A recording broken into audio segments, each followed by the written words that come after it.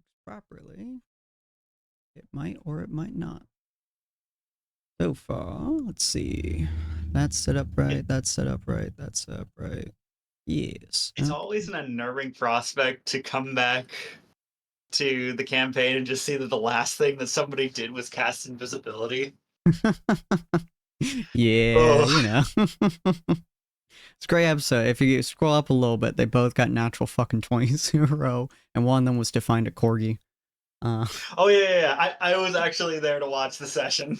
Yeah, if you guys have not seen that session, feel free to go over to every Saturday we do a campaign called King's Kindness at 6 p.m. PST. You can watch it. What advice would you grant for someone who is trapped between two D&D gods or entities, particularly the Raven King and the Queen of Succubi? It's a good question. What advice would I grant for somebody trapped between them? I would probably say if they enjoy the situation or if it gives them power that they appreciate, find a way to balance it. If they have to choose between one, pick whichever one benefits them more and has less disastrous outcomes. If they hate both the fact they're in both, between both of them, find a way out using a third party or using some form of oaths or other types of magic or ancient deities, including Cthulhu. Get even more talking about deities. consent. Just depends on what they want to find, what they're looking for, and what they really, really don't want. Just think about your special word. Is pineapple your special word? Then use it. There is also wisely. the possibility that if they've made a deal with either of these deities, that there's a way to construe the language of the deal in a way that's beneficial to them, that sort of messes things up for the other party in that deal. Yeah. Go Yas Queen to both. Yas Queen. Alright, greetings dear spirits and welcome to the Tables of Tartarus, a division of Purgatory Corner where fate is bound by dice and stories are carved into eternity. I'm your storyteller Sinspeaks, and today we have with us the absolutely wonderful players, Ania, Cyril, Galmar, Dakota, Rue, and Sapphire. If you guys are interested in their content, feel free to check out those links right there. If you guys want to see more about their characters, feel free to do that. I'm going to pin that real quick. There we go. And you guys can feel free to look at that at any point in time. Take your seat at the table and let the threads of destiny unravel before you. Every story belongs somewhere, and here, your next chapter begins. If you guys have not seen the other episodes of this series, we do have a VODs channel for our TTRPG VODs specifically that you guys can go to. We place all of our videos on there from every series that we do. So King's Kindness and Tyrant's Wrath are the only ones that are currently going, so you guys can watch those more or less in tandem. But yes, last episode, you guys managed to get out of the potentially extremely dangerous situation of Erevan pretty much wanting to absolutely kill Dakota with damn near no mercy that he was giving.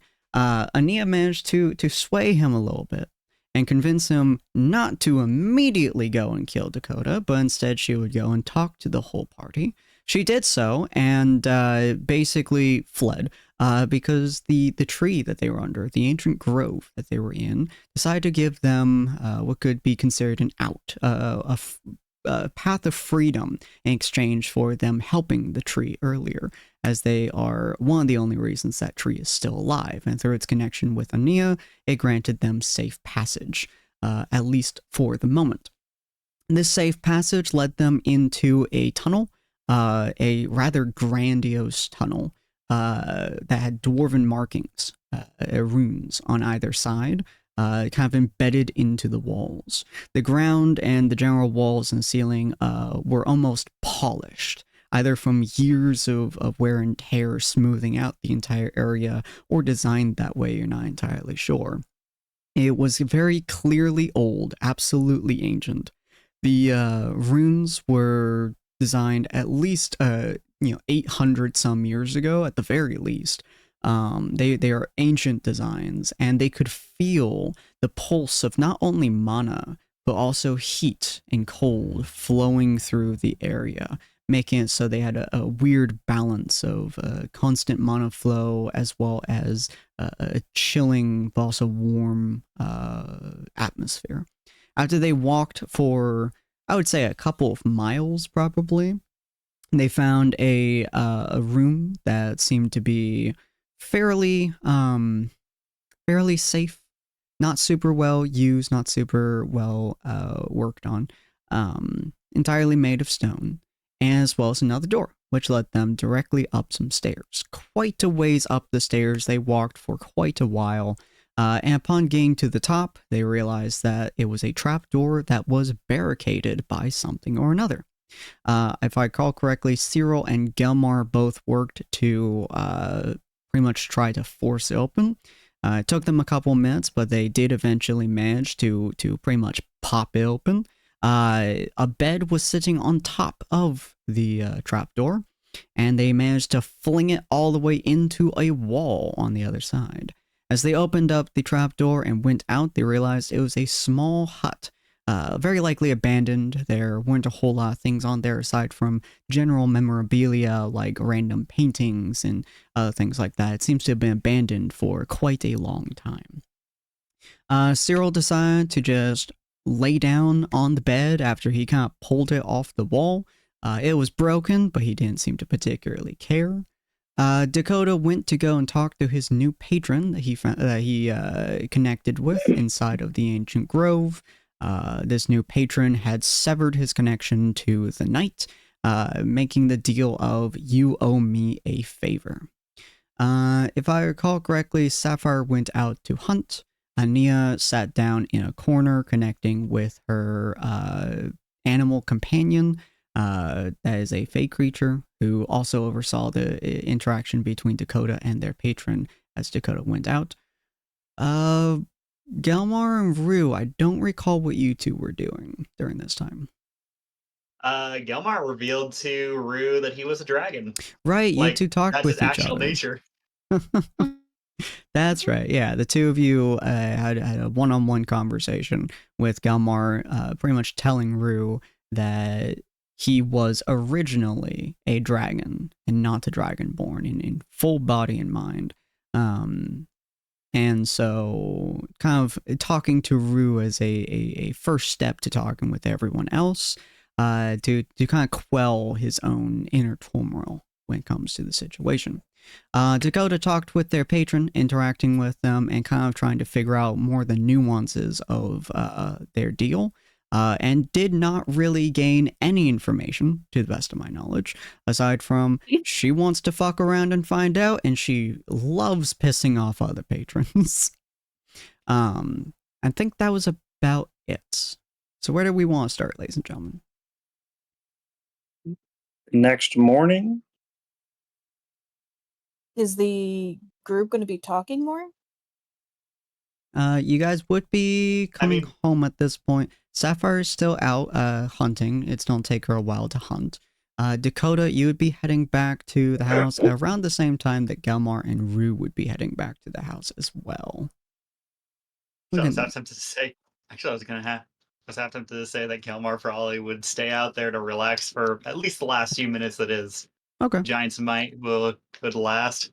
Cool. All right. So it's only 3 minutes anyway, so. Yeah, so you'll be out for a little bit longer. Rue would be coming back, probably to pick up the symbolization of her pen. So Rue, you come back. Dakota, you come back. Yeah. Ania, what are you doing?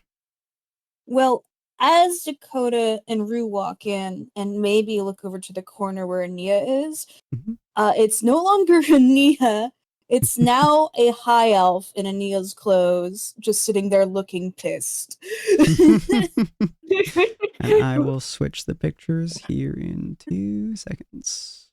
So the individual is much taller than both Ania and her other form. The clothes fit him much cleaner. They look more professional on him than they are baggy on Ania.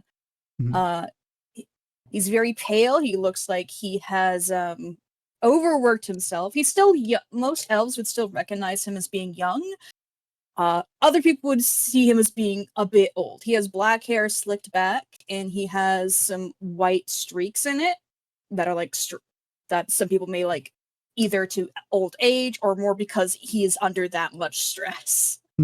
He's very pale, has angular features, looks like very pissed off high elf. And there we go. And let me change the foreground. And the meme. Yay! A troll. Mm-hmm. Okay. And he doesn't really say anything. He's just being moody over there. Dakota is like walking in. And he has this like he walks in initially with this like sort of like his mind is elsewhere, and he's thinking about things. He sees like the high elf there, and his like eyes widen. It's just like did I miss something? High elf like rolls his eyes like, no, you didn't. Welcome back, I suppose.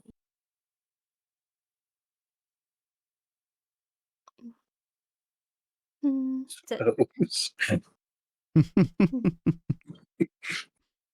in a bit of a different, kind of a quieter state after the talk that she had. The talk was fine, but the initial thing of it kind of made her really think about things. So she probably had seen again that Anya is another Anya, which is really cool. Anya. But it's another Anya, which is really cool. But it's muddled in her mind as she's kind of slowly going back to pick up the pen and want to start writing. And the high elf watches Rouge. She does this, and he doesn't get up, but he does comment like, "Did it go poorly? Are you all right?"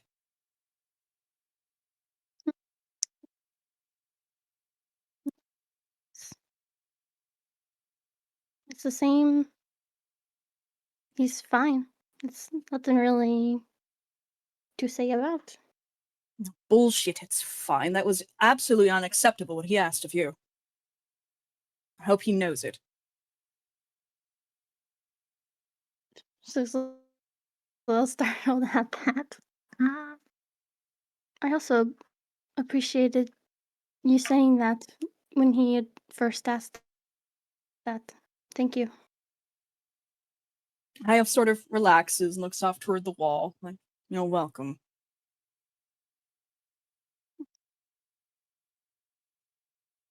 And I don't know if Rue's in the mindset to notice, but Dakota might. This is definitely the more uppity tonage that Ania sometimes uses.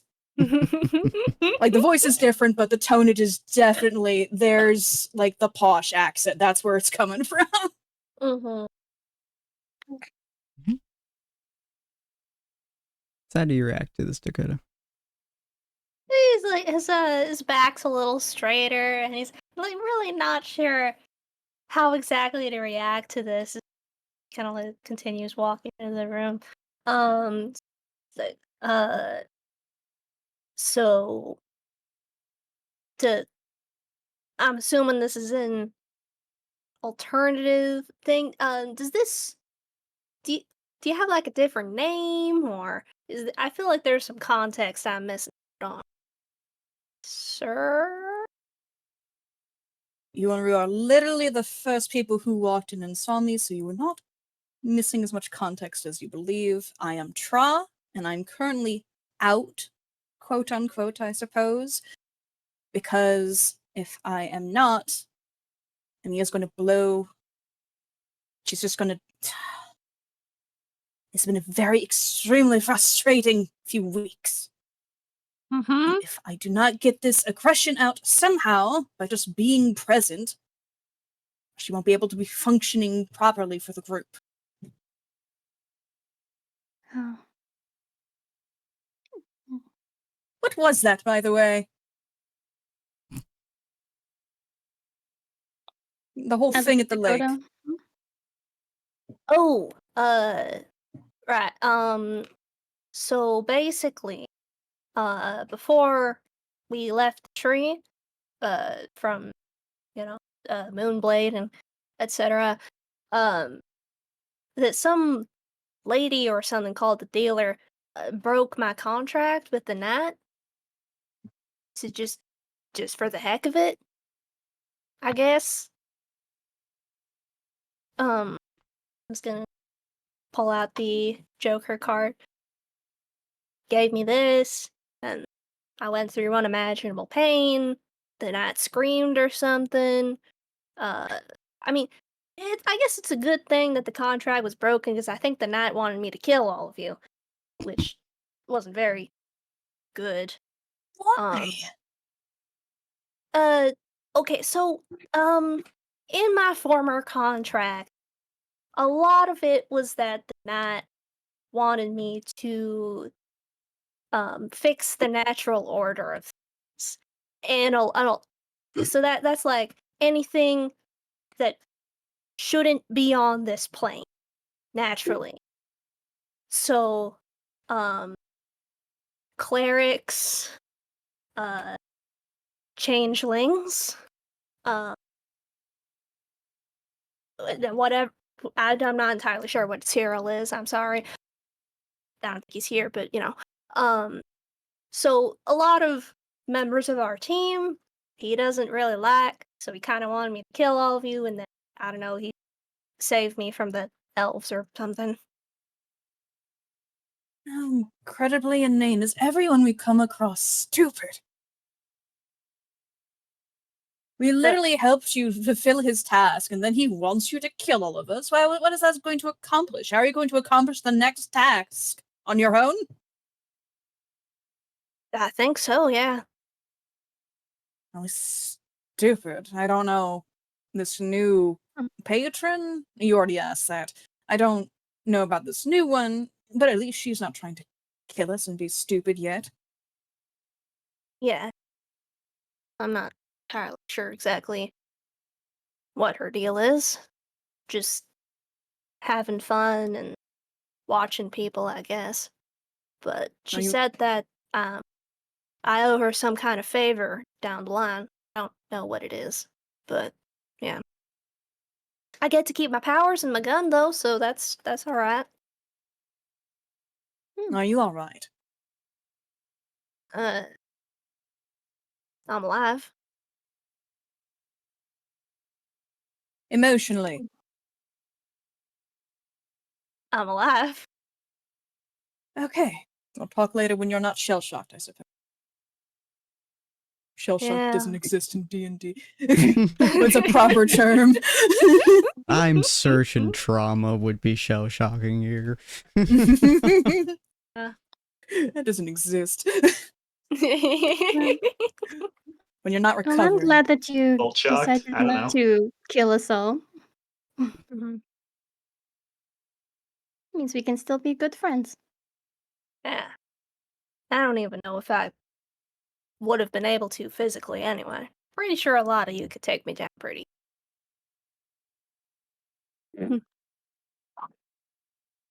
If we could get close enough. Trod does jump. Oh, I thought Cyril actually was Cyril talking, or was that just you? That was just me. I'm sorry. Oh, okay, never mind. That would have been really funny though. You just hear.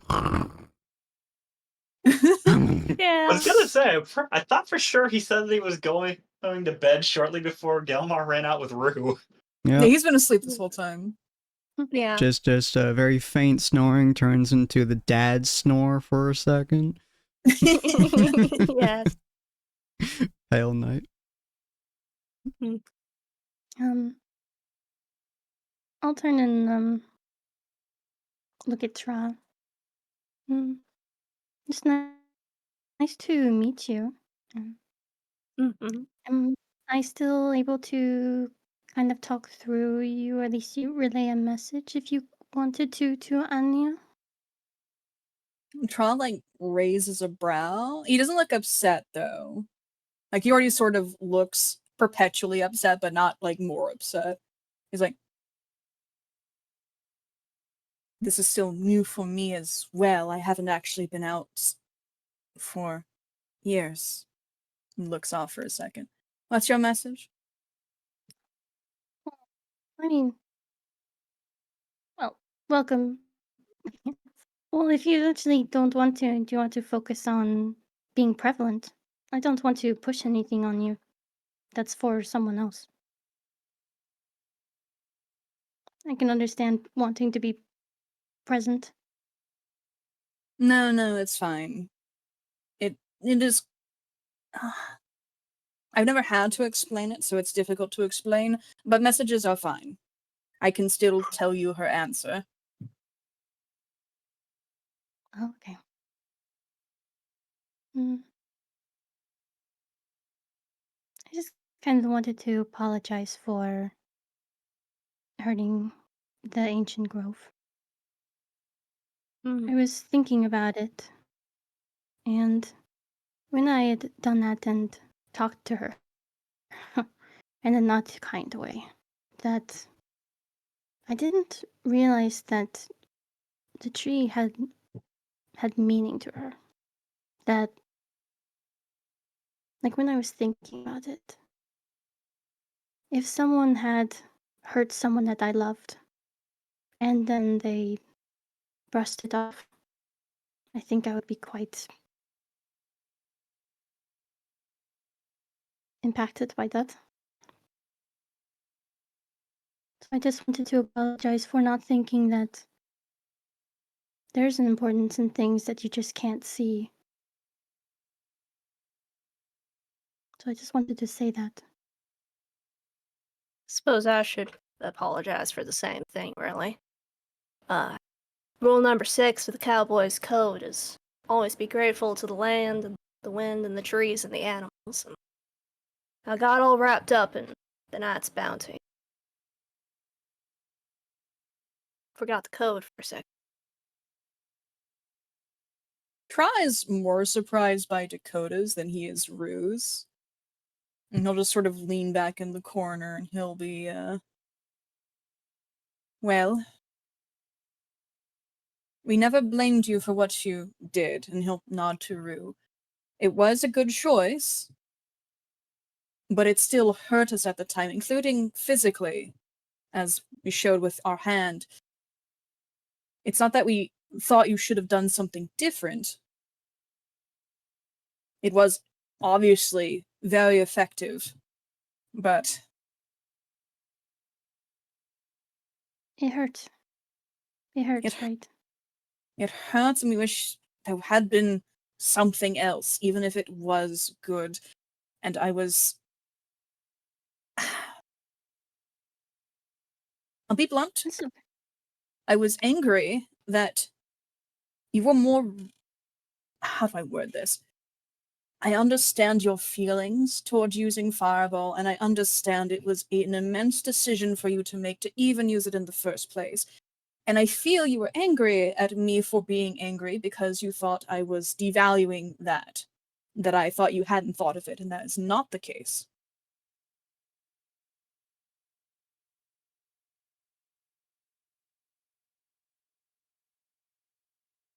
I'm sure it was a tough decision for you. Thank you for your apology. I appreciate being able to, for it to be accepted, I guess.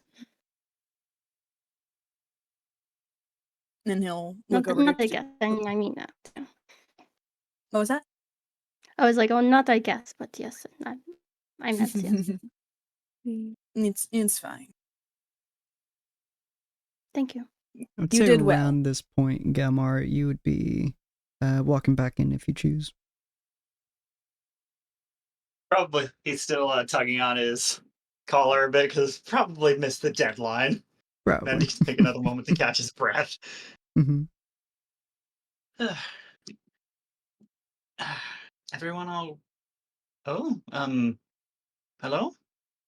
Hello. Tra. I don't... Name is Tra.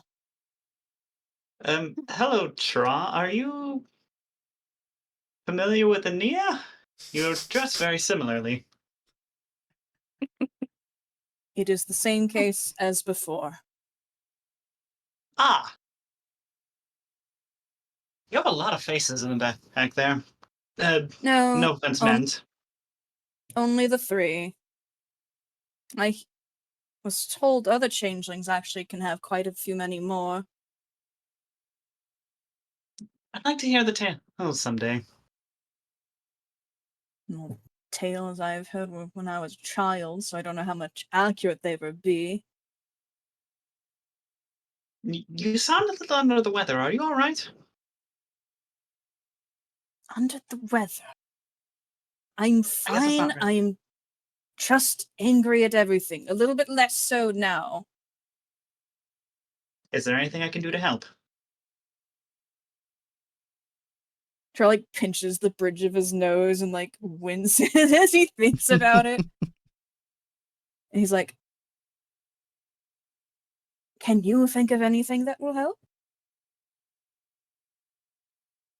You want some space or company?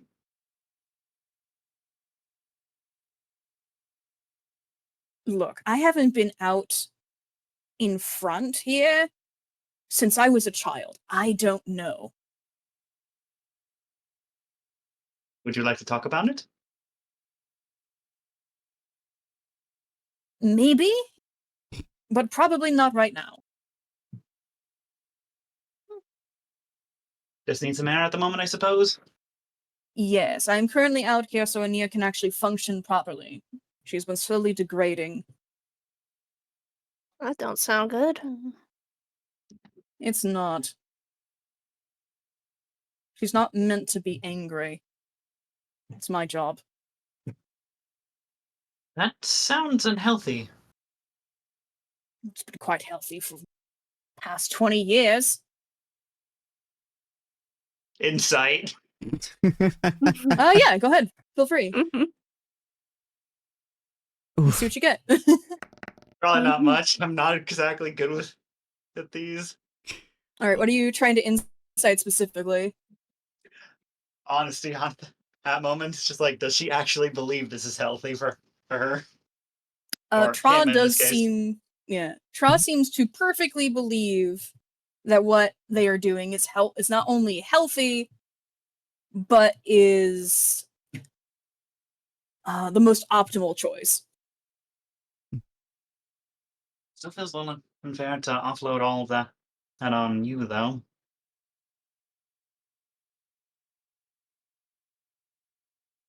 Perhaps You'll think about it. Go ahead.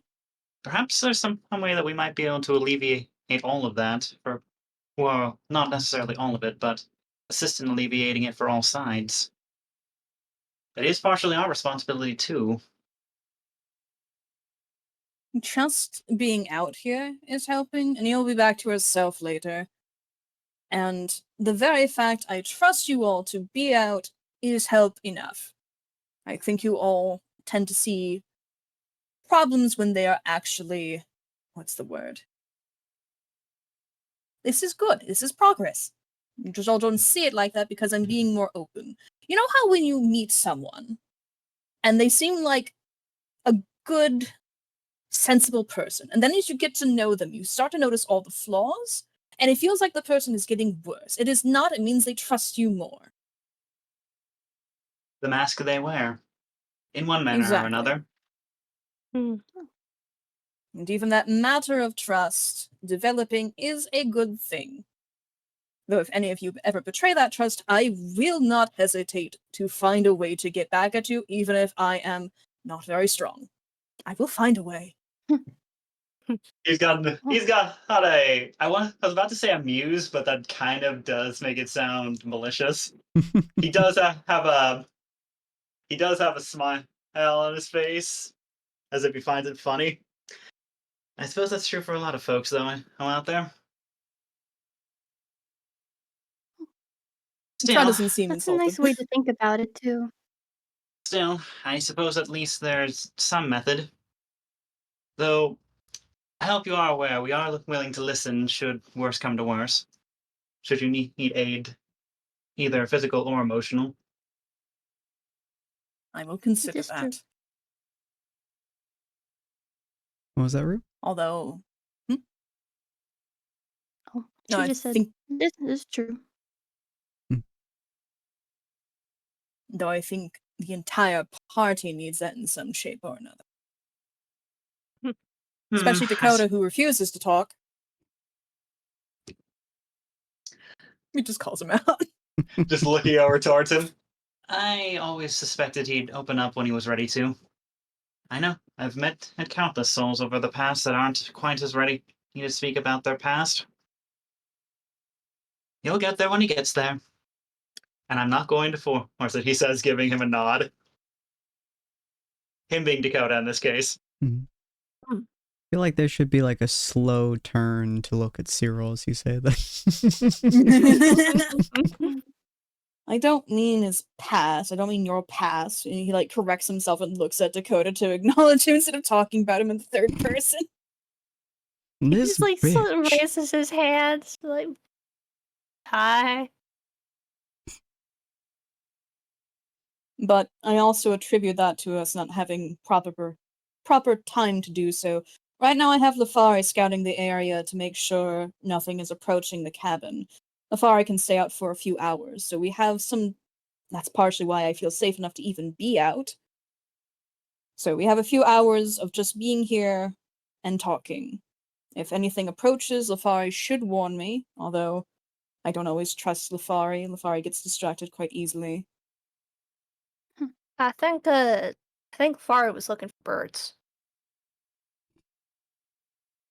Just a slow scene cut over to Lafari, just backpedaling on in the air, doing the backstrokes, just like, I like birds. I like ooh deer. I like birds. Slow scene cut back. That's fine. Being easily distracted means that Lafari will easily spot anyone trying to sneak by. It's like Sorry. Like a chaos factor. Well, I suppose that means he is paying attention to several things rapidly. Could in its own still tell us something's out there.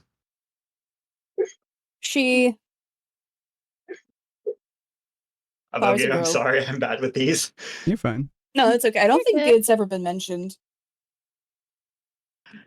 Sorry, my apologies. My point still stands, though.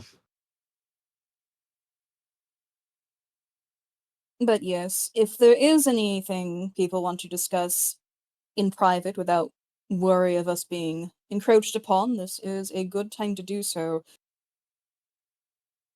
Did you have something in mind? There's plenty of possible topics. We don't know what was in the tree. Is our course still set? Are we leaving tomorrow for Glimmering Meadows, I believe it was? Yes, about that. I had an update on the situation, but I suspect that's better saved for when all of us are present, he says, looking over to Cyril, still out cold on the broken bed. Yes, I believe Dakota got some extra information about that too. Although I don't know if he realizes, and try will look at Dakota. Huh? You are so fortunate I was eavesdropping. Just the stunned Pikachu face. Your patron or partner or dealer or whoever gave you quite a lot of information that was quite important. You even asked about it. And I think she said she knew the vampire lord. Yes, I do plan to contact Roderick about that later. She also, I believe, was mentioning aspects of the seven that we are seeking. Yes. Yup. Yes. And she did mention something about infestations, which is what is going on in Glimmering Meadows. She didn't mention much, I believe. She said something about love or hate.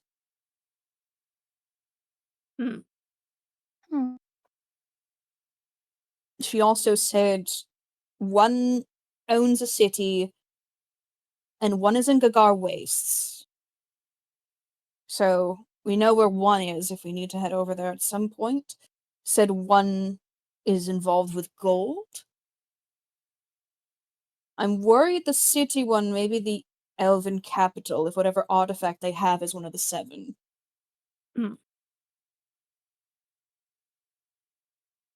So is it one owns the city, one in Garways, and one involved in gold? Yes, and there's one that's an infestation that has something to do with love and hate, which I assume is the one in Glimmering Meadows, if her information is to be believed.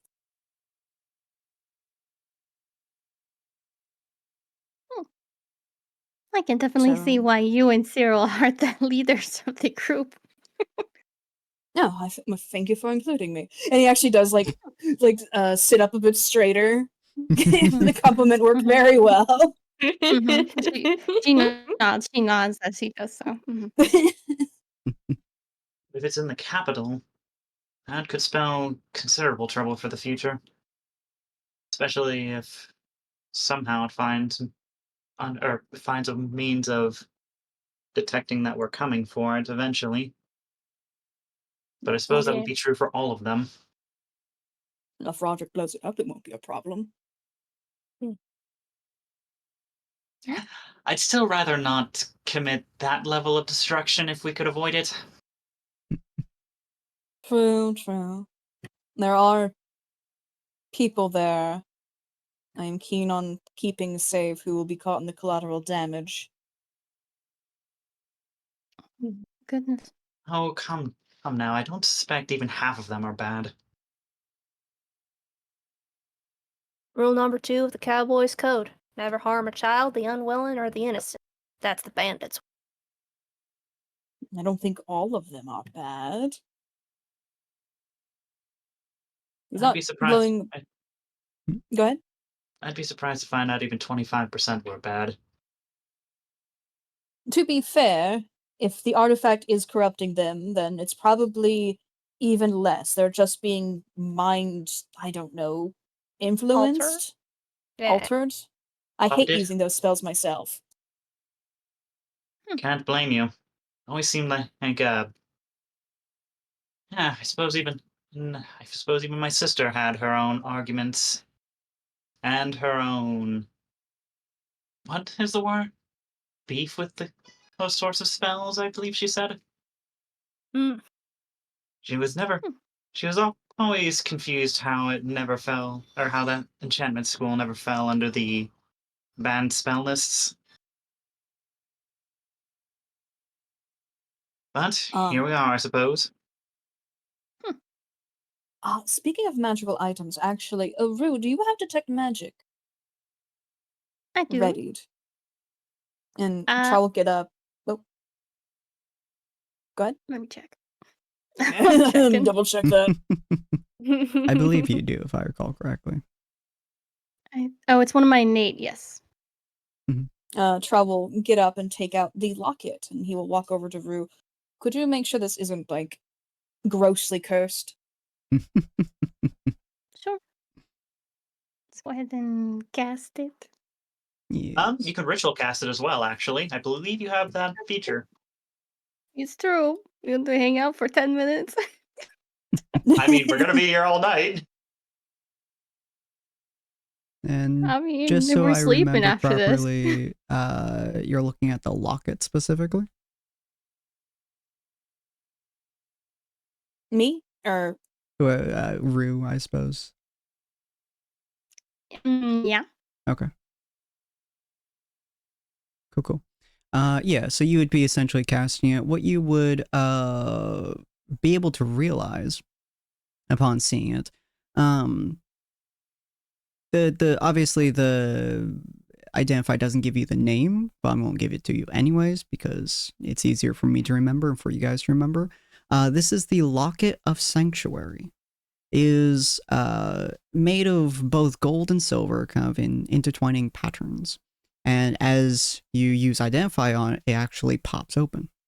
And inside is a painting, a weird, like very, very, very small painting of sorts that appears to be some kind of serene landscape.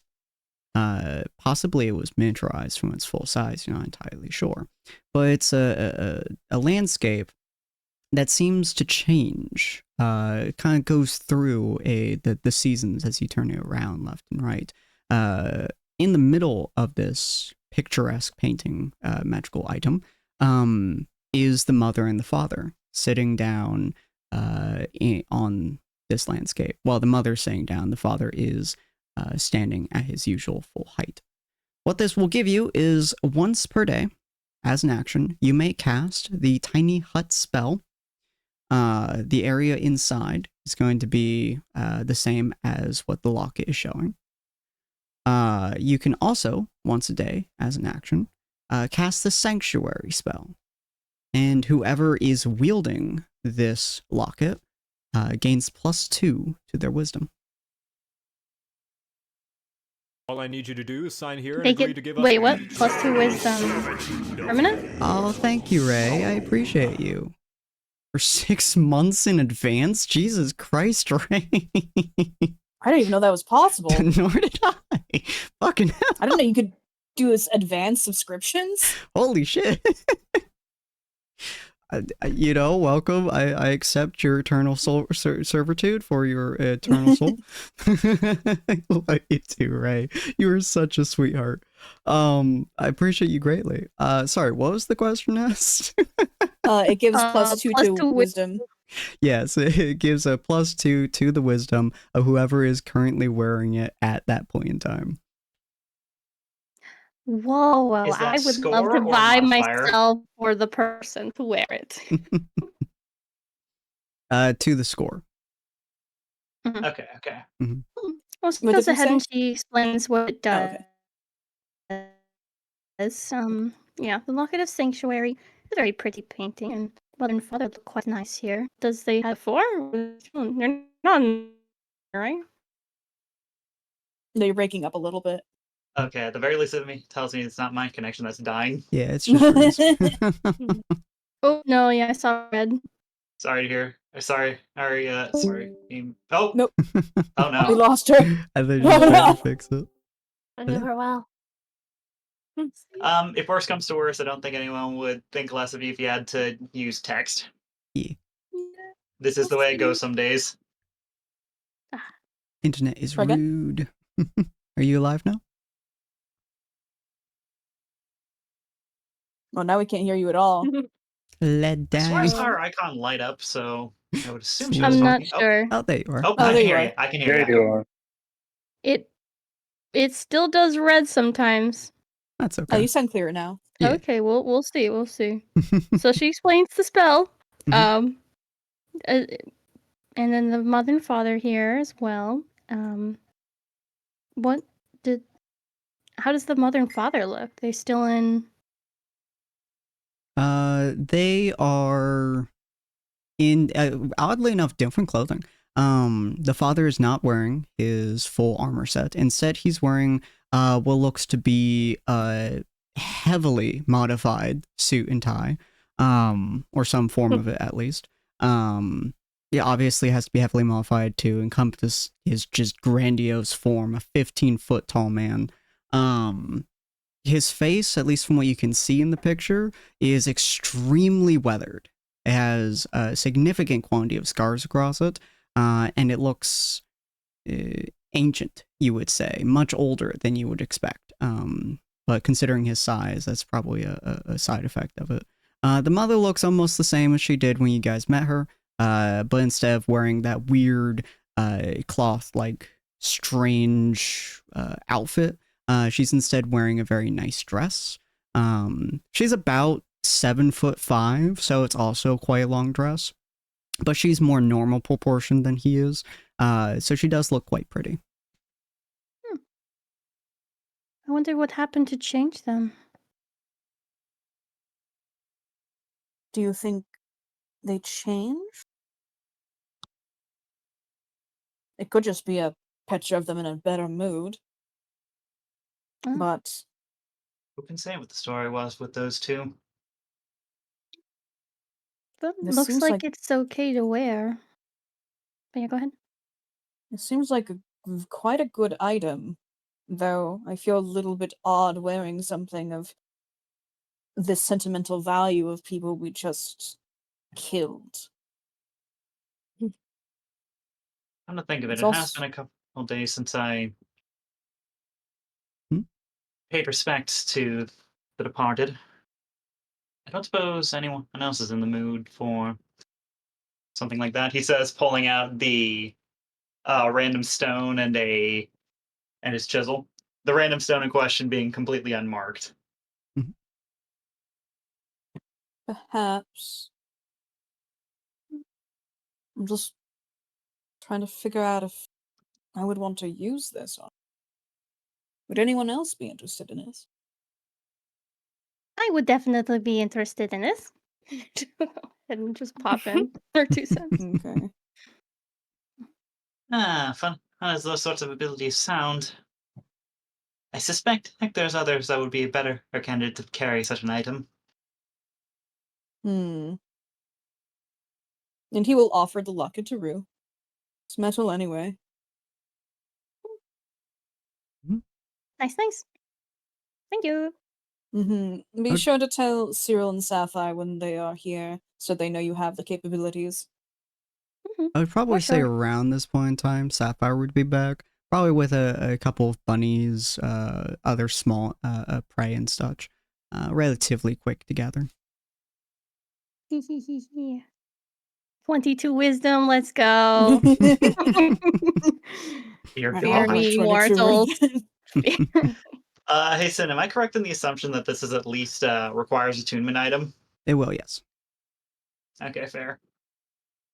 And I'll be adding to your sheet at some point, Rue. But yeah, for now you can have 22 on your wisdom. Yay! Oh, God, your Blessings, spell's gonna be insane. Plus side, you do not add your spellcasting modifier to damage. It just makes them way harder to resist. True. Mhm. But yee. Sapphire has If now I am? arrived back with the party, and Sapphire, you will also see Traw.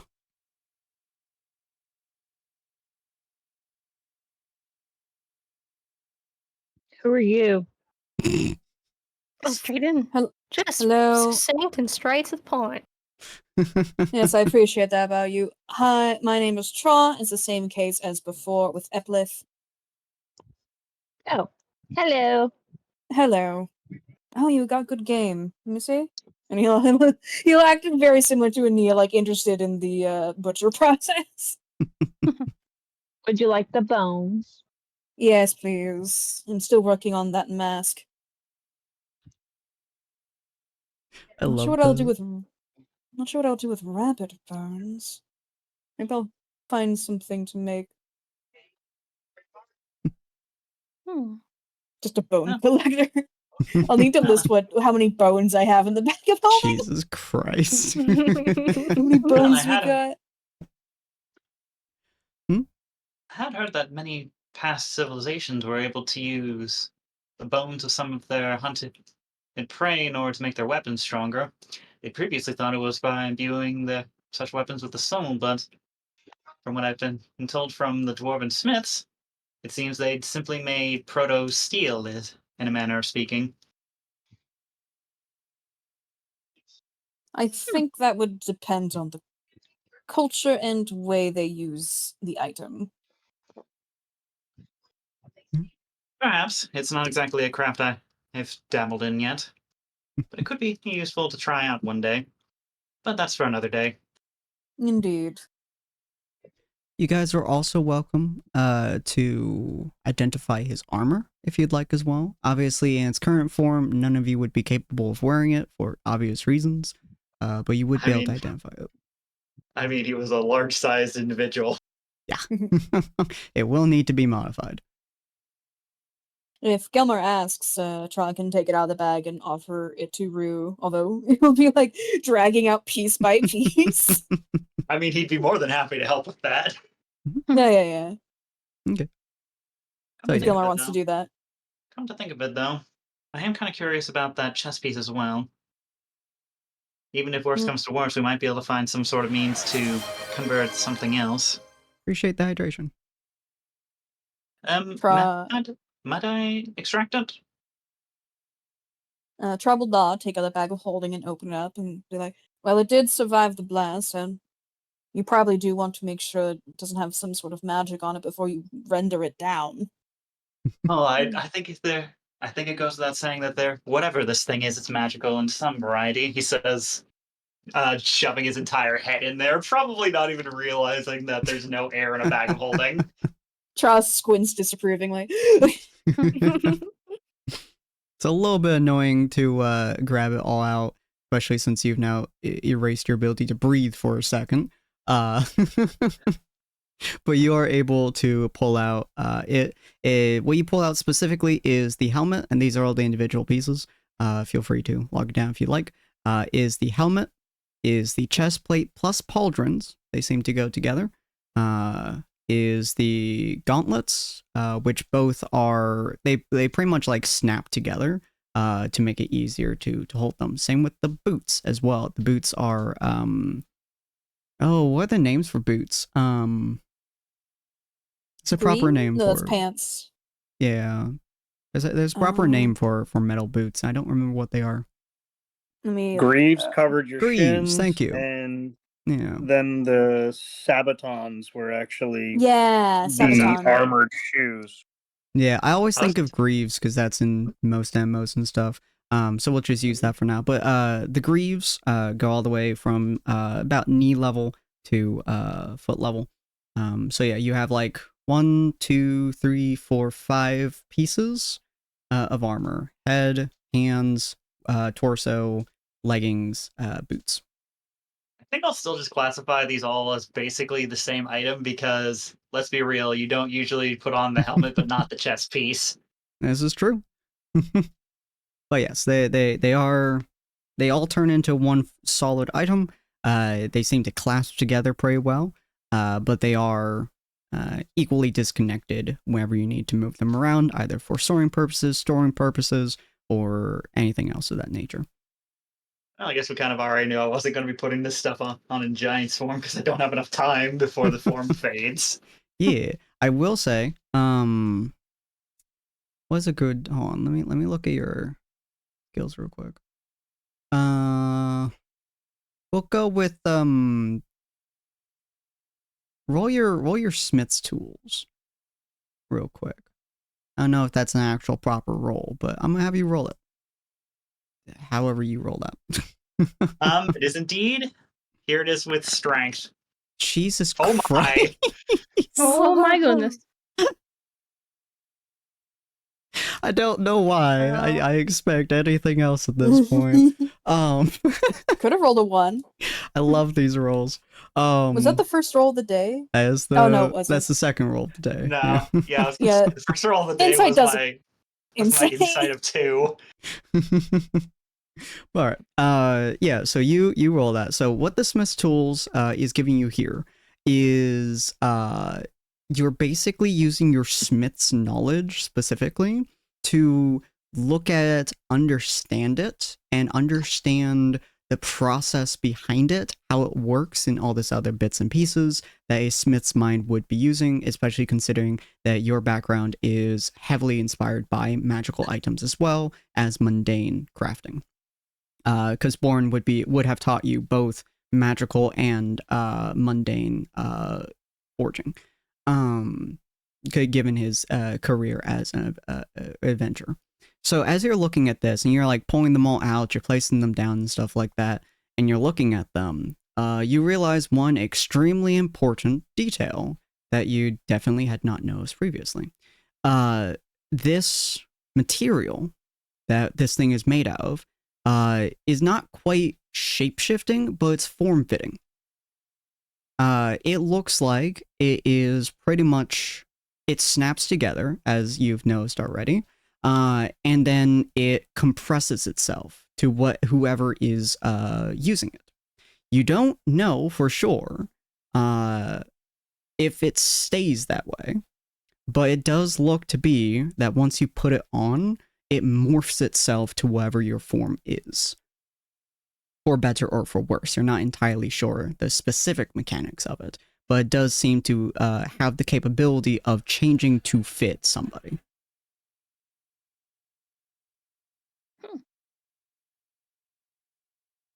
Sounds like a darn nice start. That sounds awesome.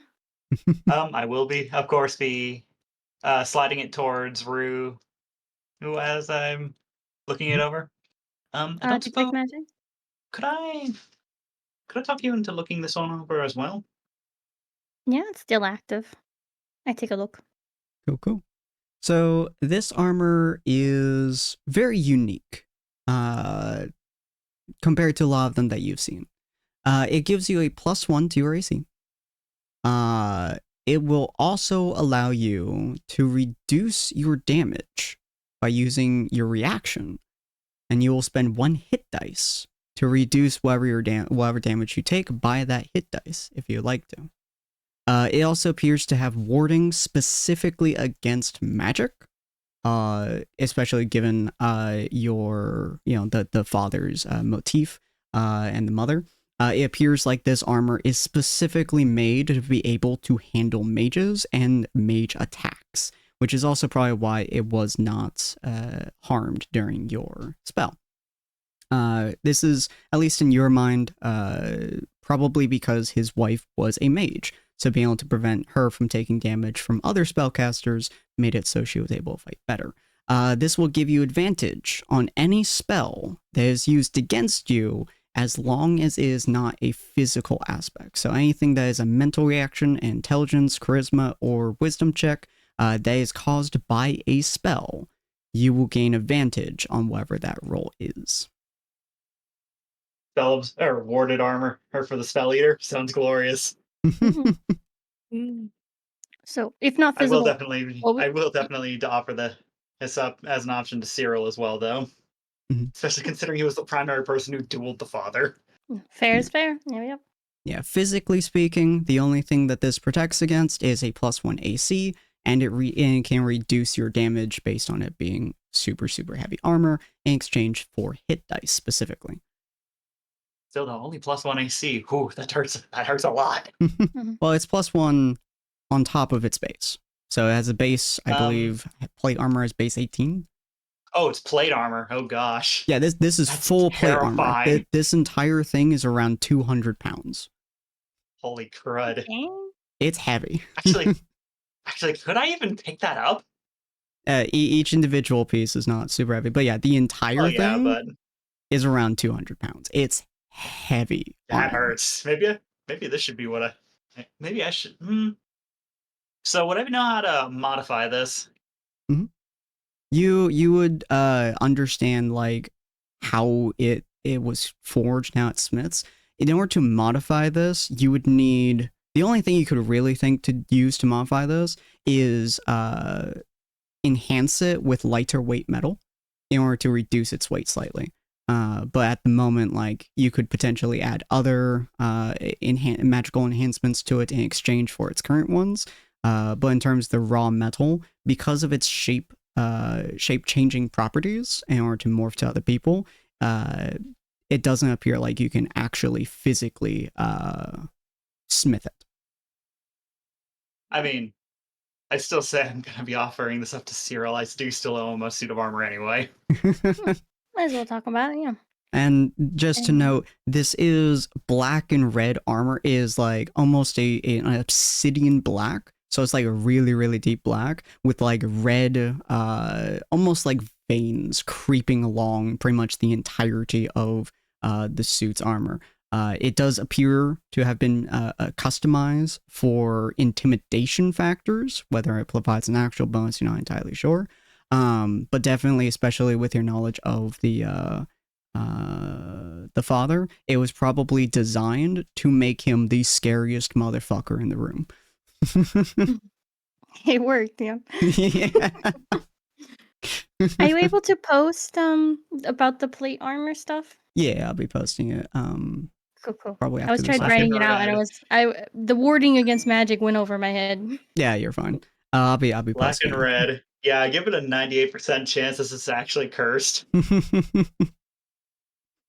Does not seem like it's good. Like it looks like it's very good armor, but at the same time, you have no idea what the fucking the father was going through. So, oh, you always need to think twice before you equip something that fell off of a Black Knight. Oh yeah, I think sounds like strong equipment, but I suspect we should probably discuss this with Cyril later. Likely. All right. Are you guys planning to take some downtime from the next little bit until Cyril wakes up? At the very. Go ahead. I mean, we haven't slept either. I'd Yeah. imagine we intend to actually lay That is down and true. get a long rest. Yeah, you guys are more than welcome to lay down and rest your weary bones for what, once in the last day and a half? Yeah. Yeah. 2, depending, And since you guys crash landed near here like 2 days ago. And when I wake up, I'm going to be extracting the metal chunks out of the studded leather I've got. Very fair. All right. So the night passes fairly easily. You guys were probably... Before that, yeah. Could I do one more talk? Absolutely. Little talk? When they're all getting settled out and everyone's like going to go hit the sacks or and stuff like that, I just kind of turn to Tra and say, I'm sorry that it's been difficult with how things have been going. I hope that that maybe there would be like a better way, I guess, that we could all work together happily. Not saying that yeah. Go ahead. Like, not saying that we need to, or like forcing something to happen, but that if it's not great what things are happening, just hope that we talk about it so that we can help each other be comfortable being a team. I'm sorry if I hadn't noticed it yet. I think of all people in the party, you have the most, I don't want to say excuses, but it is understandable if you don't notice things right away. I have, in all cases, not been very communicative. I'm aware of my own faults. Ania gives off an air of being very open and communicative when we are very much not. I have enjoyed trying to be more so, but I also... what's the word?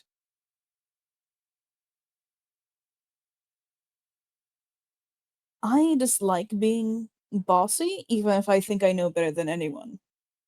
I still don't like telling people what to do. It's a terrible contradiction, and it existing pisses me off. So I just usually let people do whatever they want to do, and deal with the consequences. Right. Even when I guess it... I can see the consequences of that, yeah. But I can understand. Now, I'm saying that to agree with you, though. I think she will try to be more communicative in the future. If not, don't worry about it. I think, of course, it's also other parts to figure it out as well. So, I'm just saying that I'm not putting... yeah.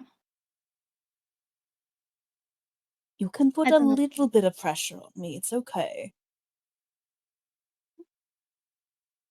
You always act like you're scared of... what is it? Asking anything of anyone? you can be a little bit more selfish. I think you deserve to be a little bit selfish.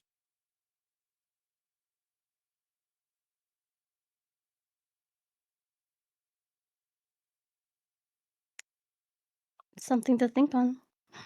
But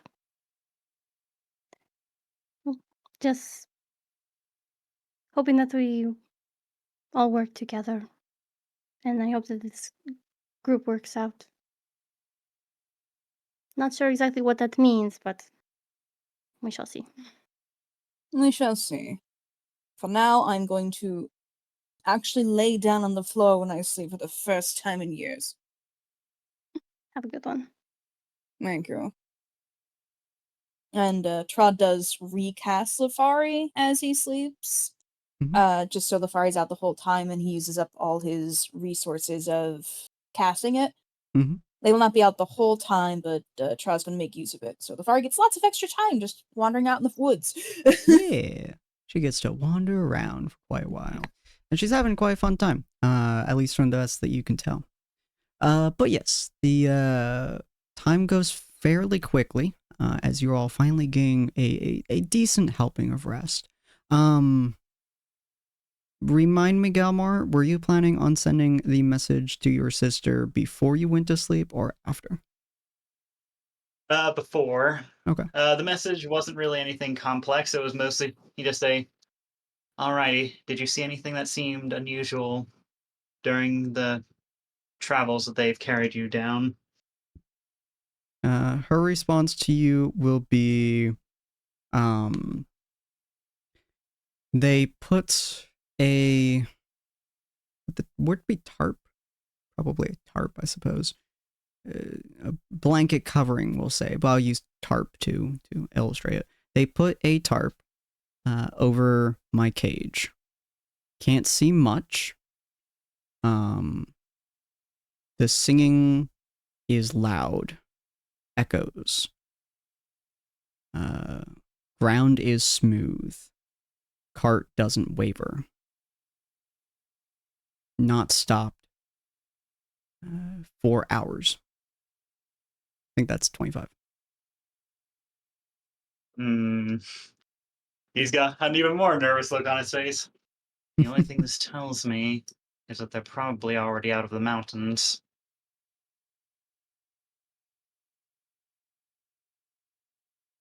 He mutters in frustration under his breath. Anyone who wishes to hear that absolutely can. Not trust My stealth is garbage, though I would imagine that my armor, her penalty, probably doesn't apply to verbal speech. It does not. Right? Okay, perfect. Ooh. Yeah, pretty much anyone who wants to hear that would be able to. Who's awake, at least. I'll be awake. You would be able to hear it, yes. But yes, if no one wishes to comment on that, the time will pass quickly. All of you get a long rest, fairly easily able to sleep. Whatever you'd like to do during a long rest, you'll have, I think it's 6 hours of sleep and 2 hours of minimal activity, if I recall correctly. So whatever you guys wish to do in those 2 hours, you're welcome to do, even if that is just laying down, whatever it may be. And you guys went to sleep around late afternoon, early evening, so probably around like 10. So you guys are waking up roughly with the dawn, maybe a little bit after the dawn, roughly speaking.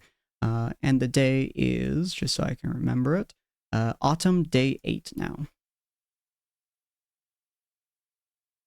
I'm gonna... We just... Is... Oh, you go ahead. Oh, I had 2 bundles of herbs from Sapphire, so making those into potions. Trow will take the time to look at that note from the drug camp. I don't recall if I told you what the note was before. It's been a while. Yeah, if you want to wait on it, you can give it to me later, since I don't think it's going to be relevant immediately. No, if I recall correctly, this is what I recall telling you.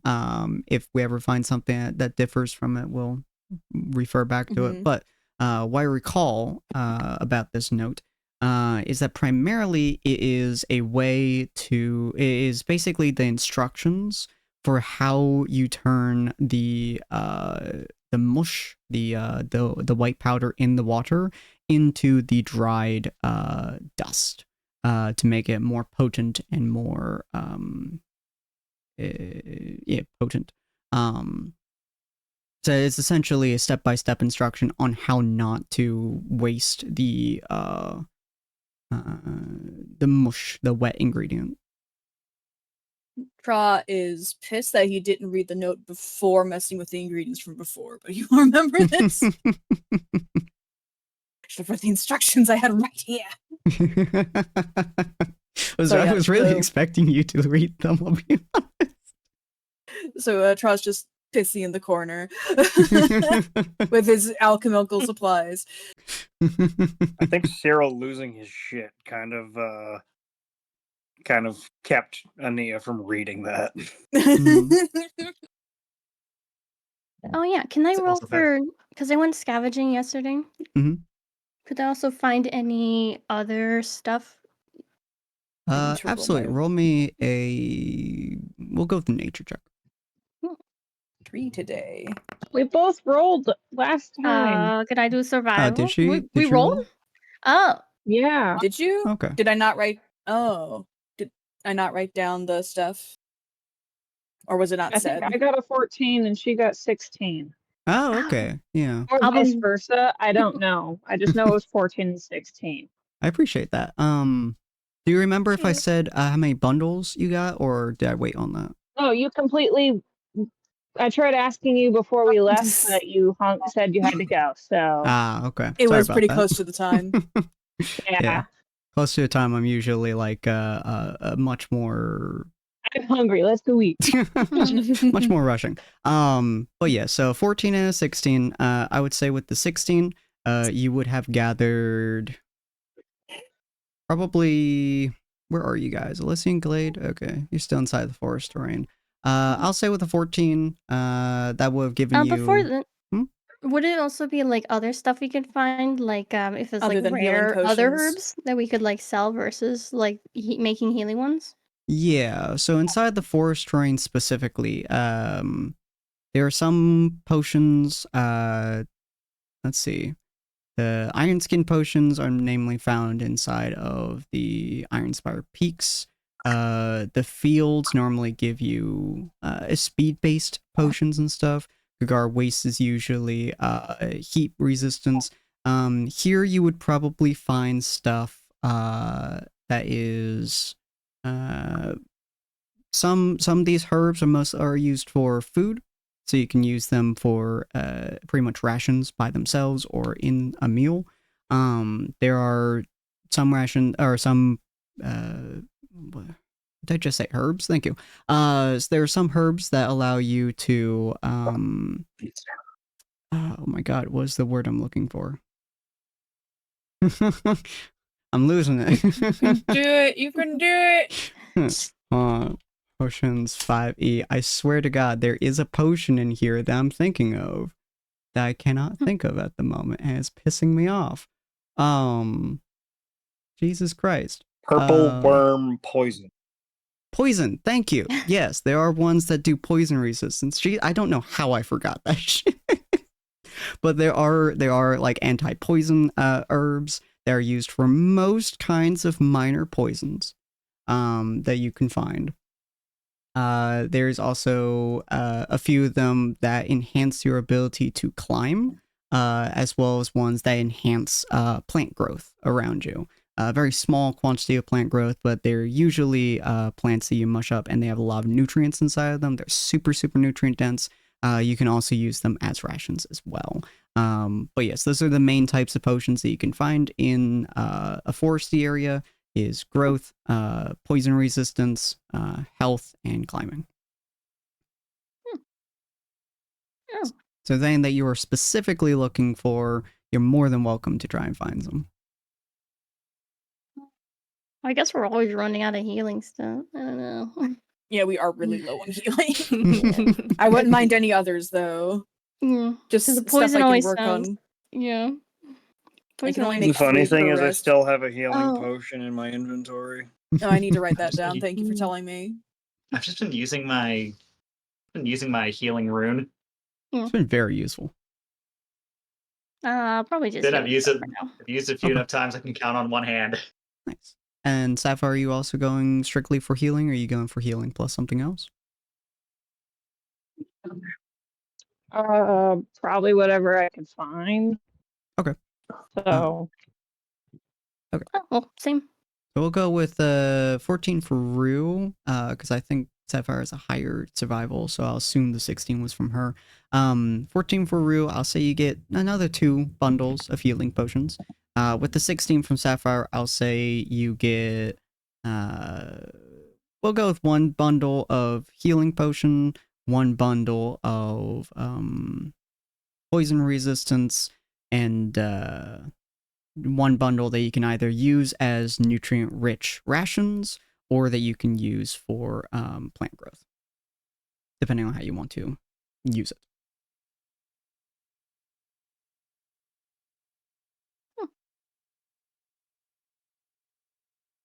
So if you want to let me make it into potions, or if you want to use it for rations. Mm-hmm. Good cooking. Good nom nom. Good soup. Good soup. Good soup. We have the best soup here. Anti-venom. But yes, those are all the all the bundles just that you guys got. Give some herbs to her. Yay. Yeah. Nice. All right.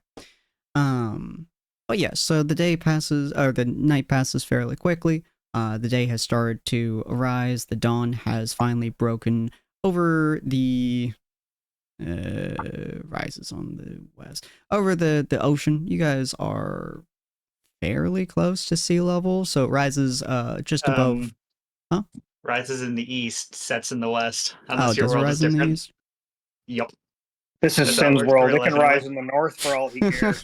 That's fair. That is fair. I'm I sorry. don't fucking remember where shit goes up and where shit goes down. We actually have 3 suns this entire time. We have 3 suns, yes. We have more suns than you guys And have 8 words. moons. Sherlock over here. I don't care about the planets revolving around the sun. Okay, it doesn't matter. But yes, in that case, thank you very much for letting me know that. I always forget which direction it comes from. But yes, it rises over. Takes a little bit longer, probably like 6:30, 7 o'clock or so, for the sun to properly shine directly into your little wood cabin. Cyril, you would probably be one of the first ones to wake alongside Rue. And I think Gelmar Is Bra still out? So normally Ania, when she sleeps like an elf, aka meditation, where she's sitting on against the wall. Right now, Tra is like curled up on the ground, still Tra, fast asleep. He hates mornings, just like they all hate mornings. They're not waking up. I think it would be really funny if it turned out if Tra was a morning person and Ania wasn't. So like we're all It would waking be up and Tra's like making coffee somehow, and we're all like, "What is this?" He's already awake. Fuck the morning. Here's coffee. I mean, to be fair, coffee probably could exist in a medieval world. Yeah, Mhm. you guys have seen coffee a few times in this world so Fair. far. So, seeing as there is a strange high elf in the cabin, Same clothes.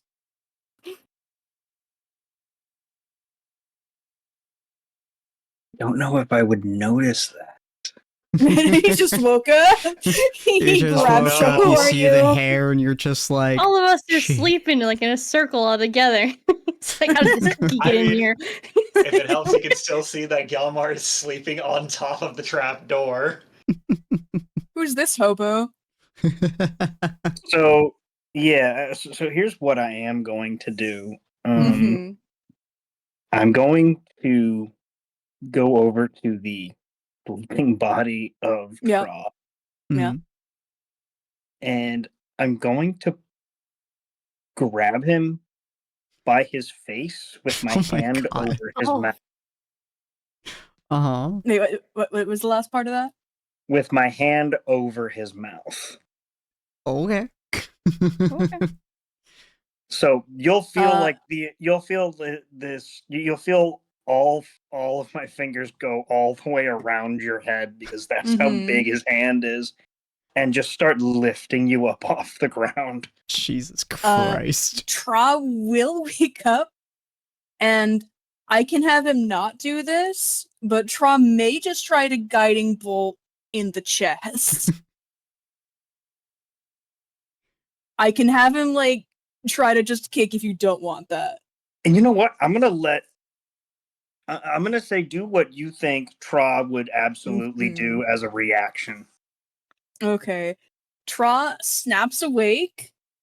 Actually, I'd like to roll. I'd like to roll to see if Tra realizes it's Cyril, or if he's completely like, oh god, what is attacking me? I just woke up. Yeah, absolutely. Roll me a wisdom save. Okay. That's actually a good save. He's very oh, actually, he got 7. He got 15. Nice. It takes you a fraction of a second for you to process that this is Cyril. It does take you just a moment where you have a legitimate, like, your whole body goes into fight or flight for just a moment. Whether or not that moment will be a guiding bolt is up to you. But for just a moment, you have the absolute fear of God running through your entire soul. The way Cyril's grabbing Tra's face, can Tra, like, see between the fingers, or is it completely covering his vision? The palm is under his nose, and the rest of the fingers are wrapped around his head. Okay, so Tra's eyes snap open and he immediately starts to flail, and he's like, it looks like he's like grabbing for his staff, but one hand just lifts up to point at Cyril, and his eyes are a pale, like, grayed out green versus Ania's forest green, and looks terrified and angry, and then recollection goes over him and he, like, halts his hand. Okay. Now it is early morning. It's early morning, and it's and Cyril's just a little bit in rage mode right now. The instant gut response from PTSD. Basically, at this point, it's on site with a high elf at this point. So he's got him up against the wall, and you have no idea what he is saying to you, unless you speak primordial. No, not yet. Not yet. That would immediately wake up, I would say, probably everyone. I believe, if I recall correctly, Sapphire knows primordial. So she would be knowing the words that you were saying. They're probably not good words. Aren't there like 4 different variations of languages similar enough to primordial that they can understand it as well? A few of them, yeah. I think Infernal, Celestial. Pretty sure Celestial has it. No, I think it was Ignan, Terran. I can't even remember the other two. Oh, they were yeah, the 4 they're the elemental languages. Elemental languages, yeah. Which I don't think anyone has. But Can Tross speak? Fair enough. I mean, he's got your mouth covered, so... No, I mean, it'll be more like a muffled... I would probably say Rue and Gelmar, you two would probably be the fastest ones to react to this, just because your bodies go on autopilot in a situation of this sort. You guys are also the ones who wake up generally the earliest, so I would say both of you two would have a reaction to this moment. Would definitely take a split-second moment to figure out what that's freaking him out. In that time that he's freaking out, he probably would take a slightly aggressive stance until he realizes it's Tra. I will let Rue set up her immediate reaction before I go forward, though. What are you doing?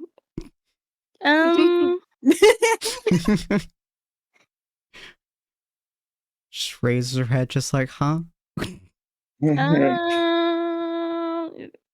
don't. Or does he see aggression? And Oh yeah, he is. You hear aggression. He's like, he's yelling in primordial. Mission. Oh my. Cyril, stop! That's Ania. That's Tra. And Tra like has one hand on Cyril's arm, and the other one is like held out like he wants to hit Cyril, but he's not doing anything yet, and he's desperately trying to think of a solution to this in his sleep-addled brain. The sun slowly peeking over the edge, just shining onto Cyril.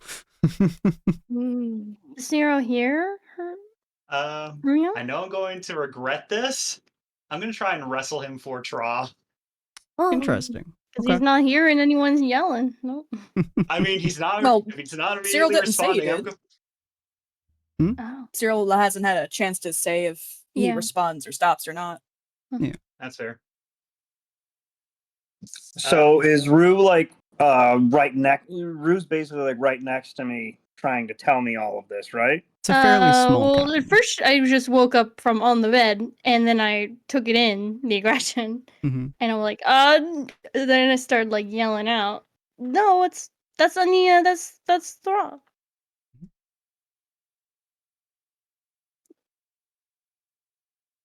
He just kind of like turns his head towards you and cocks it to the side, clearly confused. Tra reaches down with his free hand that isn't grabbing Cyril's arm, grabs his scroll case that has the charm Cyril gave them on it, and holds it up for him to see. Aww. Aww. Yeah, you would see that as you turn your head back around, Cyril.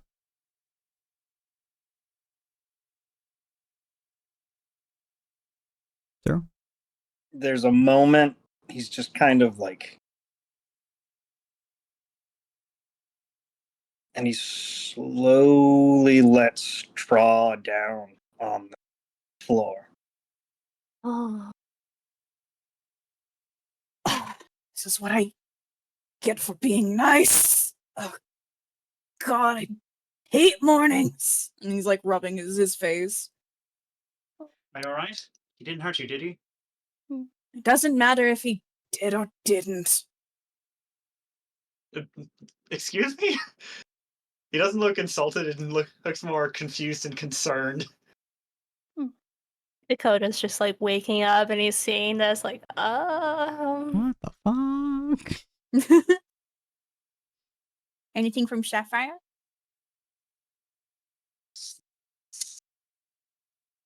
I would have, but everybody beat me to it. We might have heard the primordial. Do you respond to his primordial as he's like slowly laying Tra down? As he's the only one who would understand you in that language. Well, what did he say? I sent it to you. Oh, you did? See, I'm not even paying attention to that. There we go.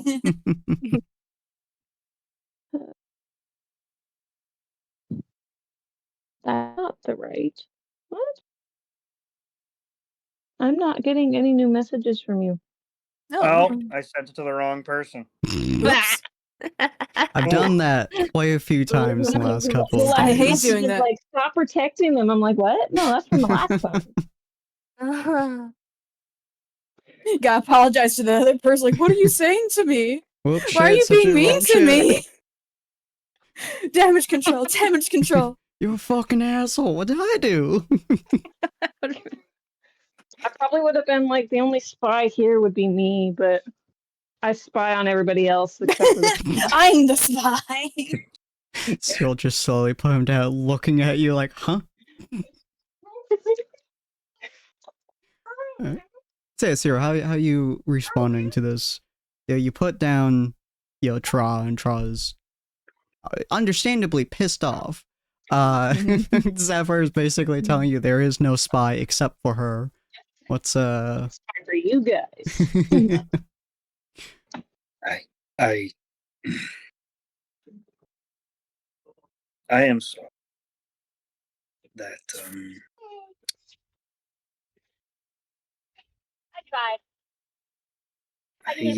I did not. It did not occur to me. I should have. It occurred to me you might have had some sort of reaction. I should have put a paper down or something, a note, I guess. I was hoping you would see the clothes and make a guesstimation on the situation. I thought, then again, I haven't seen you in the morning. I don't know if you're awake enough to register such things.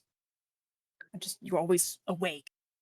This seeing a high elf after the most recent events, I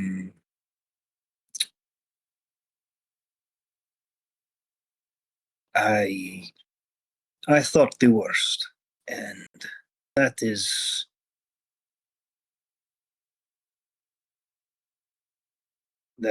entirely on me. I should have thought more than just acted. You're fine. You did the right thing, I believe. Although, if I had seen someone just laying there sleeping, I would immediately attack them. But you're fine. I apologize. That was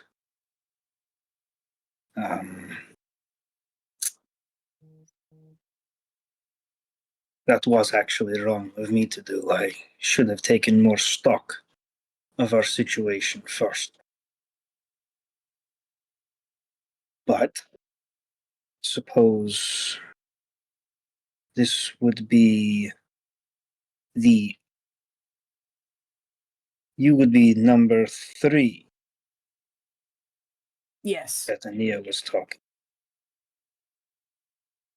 I would have changed form back already, but I thought it would be rude to not allow you to meet me, I suppose, just because you were asleep. I figured if you found out afterwards, you would be upset in your own right. So, against my better judgment, I just went to sleep. It was nice to sleep while it lasted. Again, I do apologize for that. Although I will tell you now, ahead of time for all of you, I don't expect any of you to explain yourselves to me. Ever. Well, I do. Then allow me to explain something that is important going forward. After the most recent events, in a long line of bad experiences that make me appreciate the short lifespan of humans much more.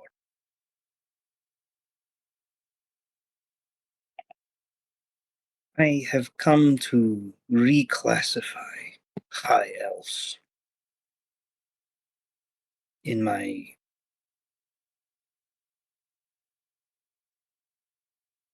own mind, I suppose. As far as I am concerned, high elves at this point have proven themselves less people and more highly intelligent monsters. Who, Sir. yes. Sir, it's hard for me too, but I can't. It's hard for me with high. But Cowboy's Code rule number 8. All creatures, great or small, scales or feather or skin are equal so long as they can think and live. Never think for a second you are more deserving of freedom than any other creature. There are a lot of high elves done me wrong, but I still flinch when I see a high elf, but I can't think that every high elf is like those that have done me wrong. I can't afford that kind of thought in my life anymore.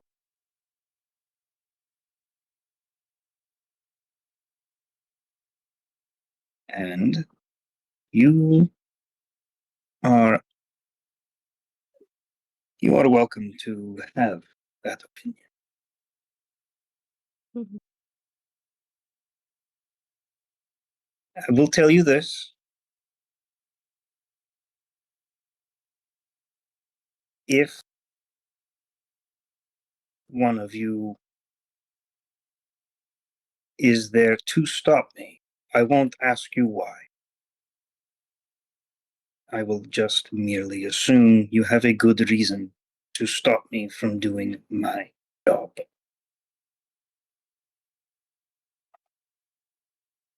Yes, sir.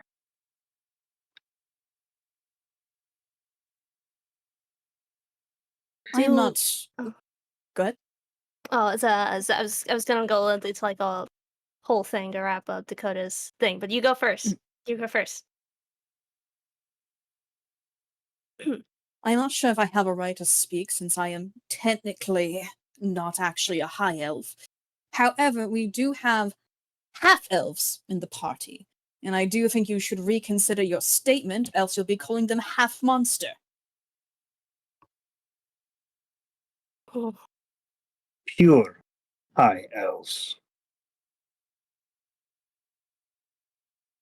Those who see the rest of us as... What was the word they used? Ah, yes. Lower species. Well, we have... I think... Good. I think we're going to need to get some sort of de-stress activity or something after this is all said and done. I can tell it's weighing heavy on everyone. I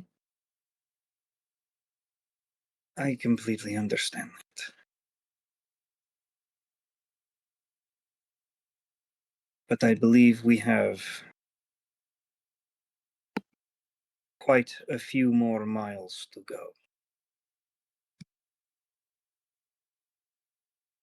Perhaps, but hopefully not too much longer, that we'll need to maintain these high-stress situations. If nothing else, until the next time we may breathe.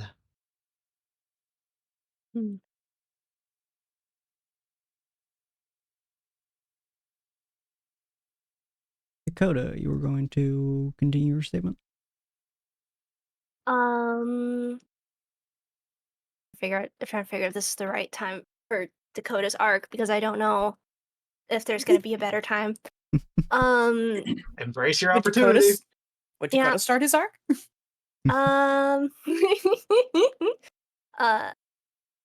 think Dakota is going to kind of like walk forward and he's going to take off his hat. It's like, I wasn't sure if maybe this is the right time for it, but I feel like later down the line, or maybe you already have, I know you might hear some things about person that the high elves kept captive in their tower for a while, and a lot of people don't know, and I just don't know if maybe you might end up hearing some, but I just want to know if maybe. And he takes off his hat, and he is going to try to shift into his normal form. Really nervous. I feel like Dakota's nervous too.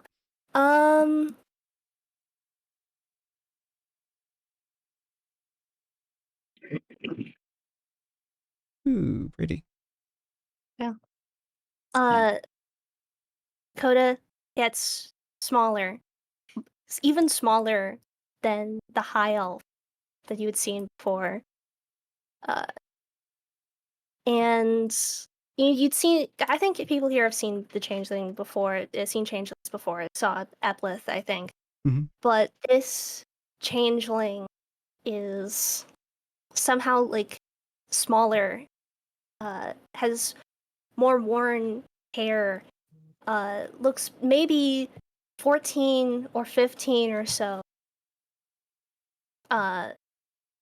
And they look down at their hands, like still as frail as ever.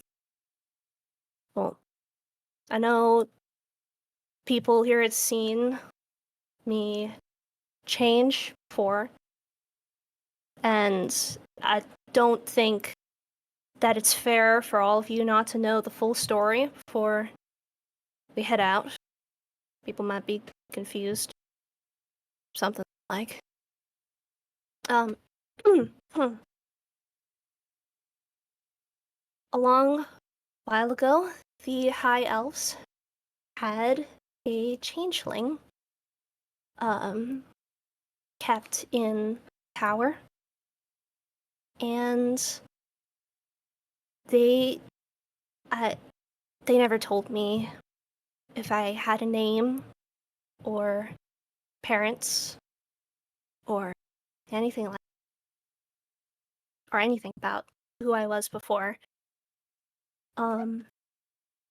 And they wanted to know what I was, what I could do. Changelings they're not really well known by anyone.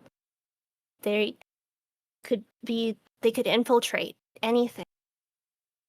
So they kept me up there. And I thought that maybe I wouldn't have to maybe I could ignore this. Maybe I could be Dakota. Something like I don't know.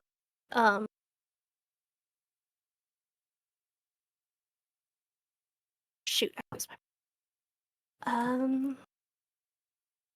but I managed to escape that tower with the help of the knight, and he gave me my gun. And I managed to break out, but not before I shot every high elf in my path. You might hear that I am a criminal, and I'm not going to argue against that.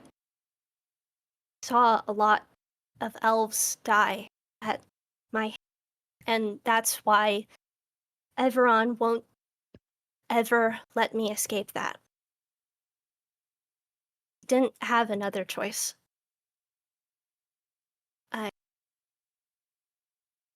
And with the knight's contract, the knight wanted me to hunt unnatural beings. Beings that aren't meant to be on this plane.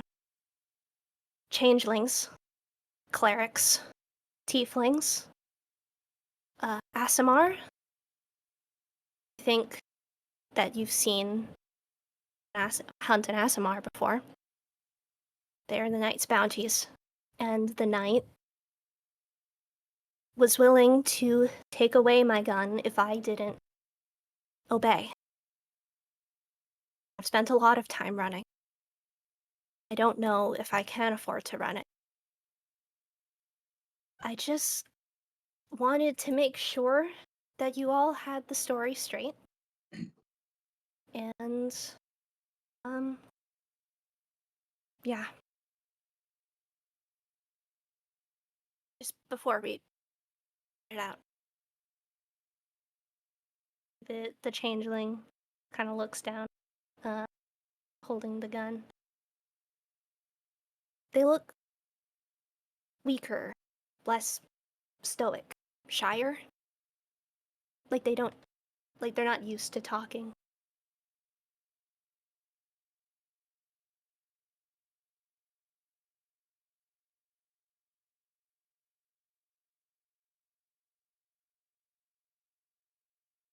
Pry is quiet for now. He's watching everyone else and letting others speak first. I'm gonna reach a hand out slowly and kind of, I guess without verbally asking, kind of try to get permission to touch, They especially after. Yeah. They hesitantly reach out and take your hand.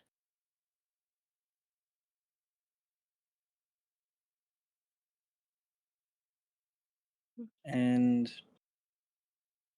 at that point, I'm going to drop down lower to try and meet their height. Oh. And sort of bring them in for a hug. I think the changeling is going to hug back very loosely. I haven't been in this form in a long time. I am an adult, just so you know, but I learned from an early age that I could heal very loosely by reverting my body back to a slightly previous state, by reverting my muscles. That's why I'm still a child, still frail. But I can be strong. That's why that's why I took Dakota Rider and his code, and I want to be a hero. I want to feel like I can be someone who can strive for justice and freedom and equality. And there's a part of me that doesn't regret shooting so many high elves, but that's not what Dakota would do. It's not what Dakota would want. That is incorrect. Huh? Tra gets up and walks over next to him and Cyril and gestures like he's acting a little bit flippant in his gestures. Is like, tell me, in your opinion, if Dakota had to save someone from a tower and had to shoot his way out to free that someone, is Dakota a criminal? Or are the people who kept that individual trapped the criminals? I guess the people who kept that person trapped would be the criminal. I mean, rule number 9 is to be free is the ultimate right, and you're honor bound to protect that. If you see injustice to another creature happening, you are honor bound to stop it. And would you say the high elves that were in your way would have not just put you right back where you were? Yes, they would. You're welcome. And he goes back to the corner. You want to pay respects to them while I pay respects to those we've forced apart in the past few weeks? I'm more than happy to set up a sigil for you Uh, that, yeah, sure. Thank you. He gives you a smile that you can definitely catch he's still trying to recover surprised look at the back of his eye. I'm gonna stand up. Mhm. I have some important messages I need to send out. May I have... And he points at two of you. May I have your sending stones, please? I have Very well. messages I... Oh, go ahead. Very well. Oh, Gilmar says, holding his own. I don't suspect I'll be getting much more from her tonight anyway. I have messages I need to get out as well, but there is something I should add while we're on this topic. Mhm. There is something that is likely going to crop up if we ever go to the Elven City. Is that I do not believe Dakota was the lone changeling there. I have reason to believe there is more. Dakota, do not go hostile on me when you hear this next part, okay? Oh, okay. And he leans back and looks away as he's talking and sort of like rubs the wrist of one hand. I do not know for sure, but I believe my father, who was a changeling, worked with the High Elves. I only hope that it was to help the individuals he knew were there, but I do not know the full story. I just have guesstimations. I believe there is a facility where they have changelings, and I believe there may be more. What? And that is the group I want to keep Roderick from blowing up in the crossfire. Oh. It's getting more and more complicated by the day. It is. And we don't have enough time to examine all of it. No, we're just wrapped up in it.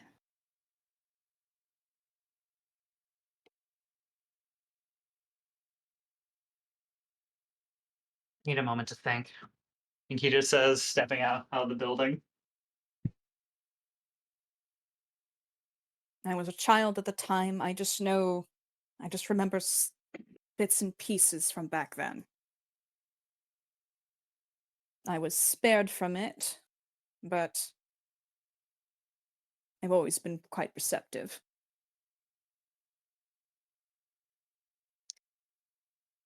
I wasn't the only one. Maybe you were, maybe you weren't. I do not know.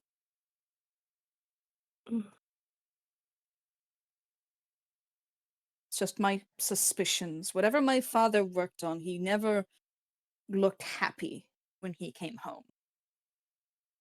And I normally wouldn't have attributed much to that, but after I met you and after I realized your circumstances,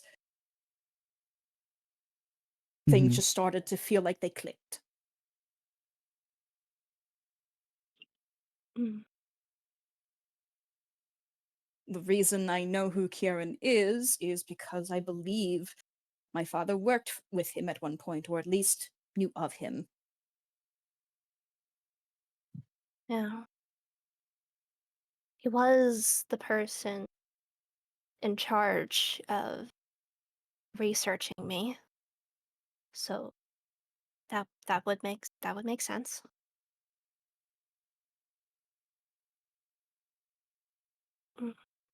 You say researching.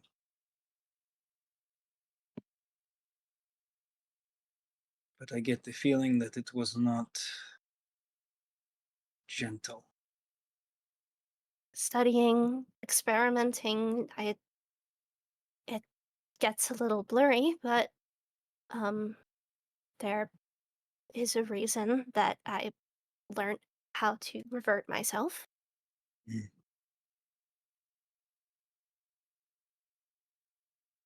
Oh, goodness. I don't know exactly how old. They never told me when I was born. Sin, what was the father's name?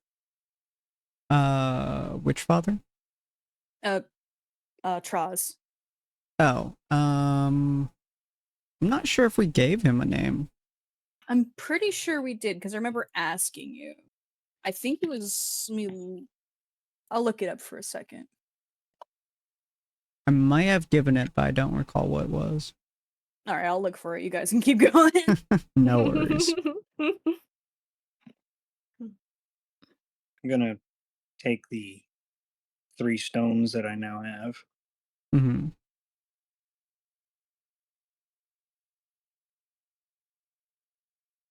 And before I leave, 2 things.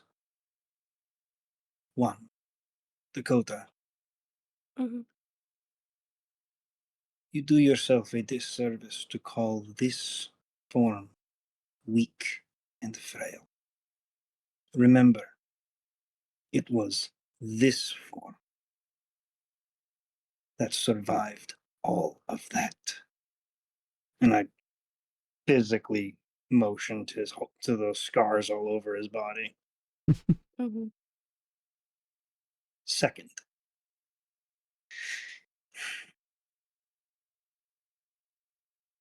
I request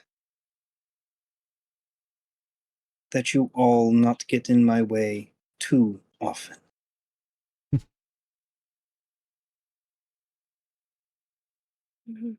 Creatures such as these are parallel to demons in the eyes of the Order. If it were my captain standing here, and not me, he would be equally enraged.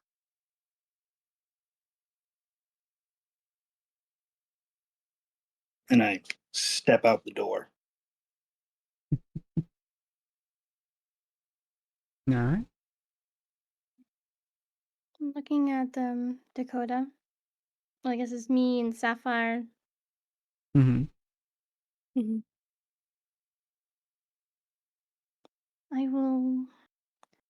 I'm not really sure how to think about this, but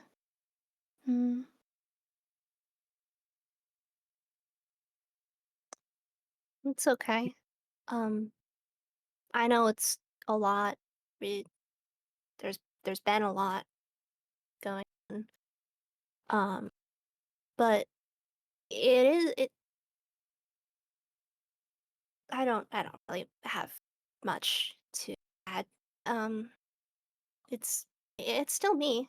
I'm not like a separate person technically. I think there's some mannerisms that are slightly different, I guess, but I don't really have much else to go besides Dakota.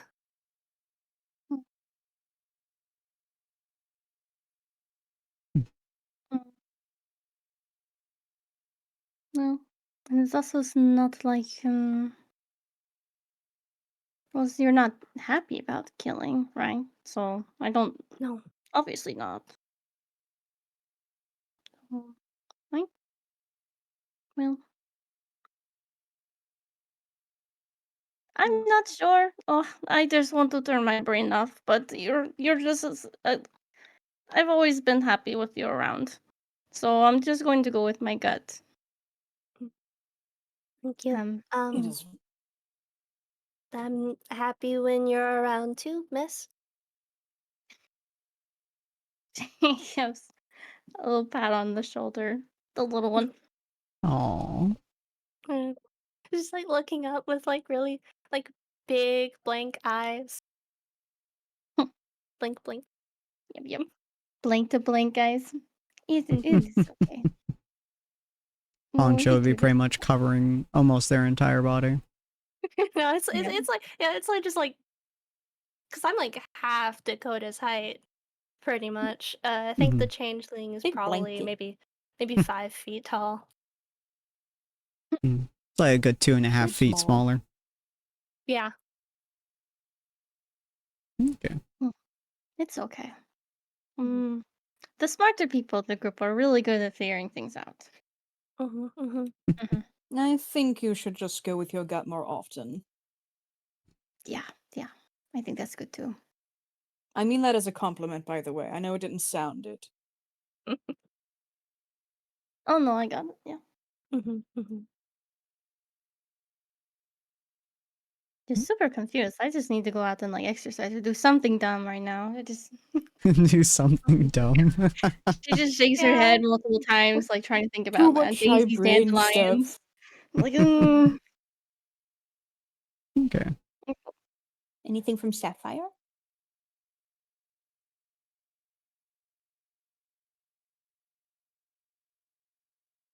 Just imagine Dakota just like turns towards Sapphire, just like wide-eyed.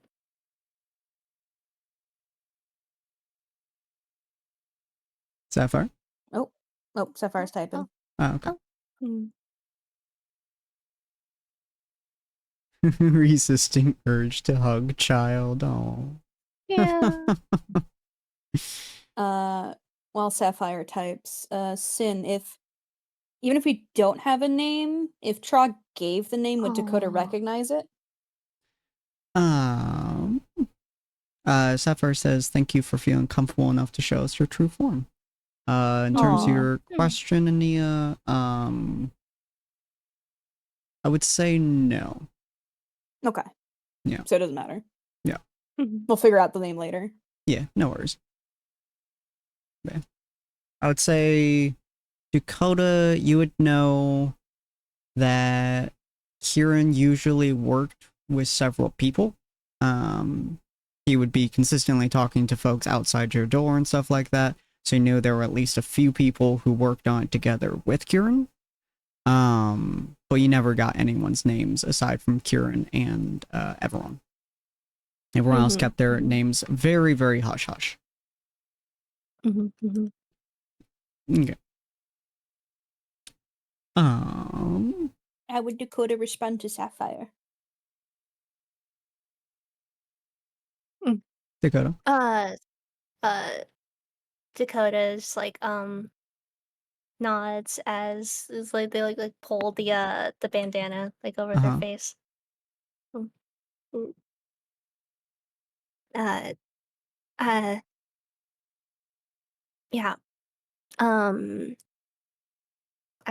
I guess I'm not comfortable much in this form, but I just wanted to make sure you all knew I don't think it's I don't think it's fair to all of you to not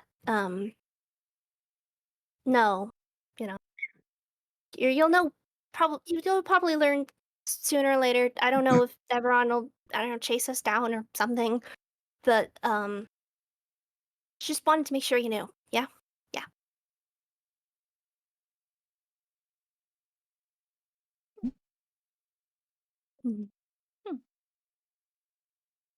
Cool. Okay. Rue, I'm assuming your character is going to head outside to start their exercise routine. Yeah, follow after Gelmar. Cool. Alright. And Galmar, you're stepping out to talk to Cyril? I mean, he was already outside. He actually slipped out midway Oh, through yeah, the he did. conversation. Okay, he stepped out a little while ago. Alright. Well, in that case, we're going to go with Ania. You wanted to send a few messages. I believe Cyril has 3 of them. I don't remember what y'all did with the 6th one of your sending stones. The 6th one we gave to the Joes. So that's only right. 5. Okay.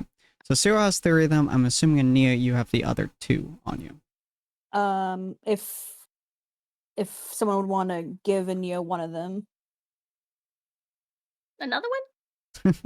Ania, well, no, Ania already has another one, and another one. Another one. Actually, I think Ania basically gave her existing one to Cyril, so Ania doesn't have any on her.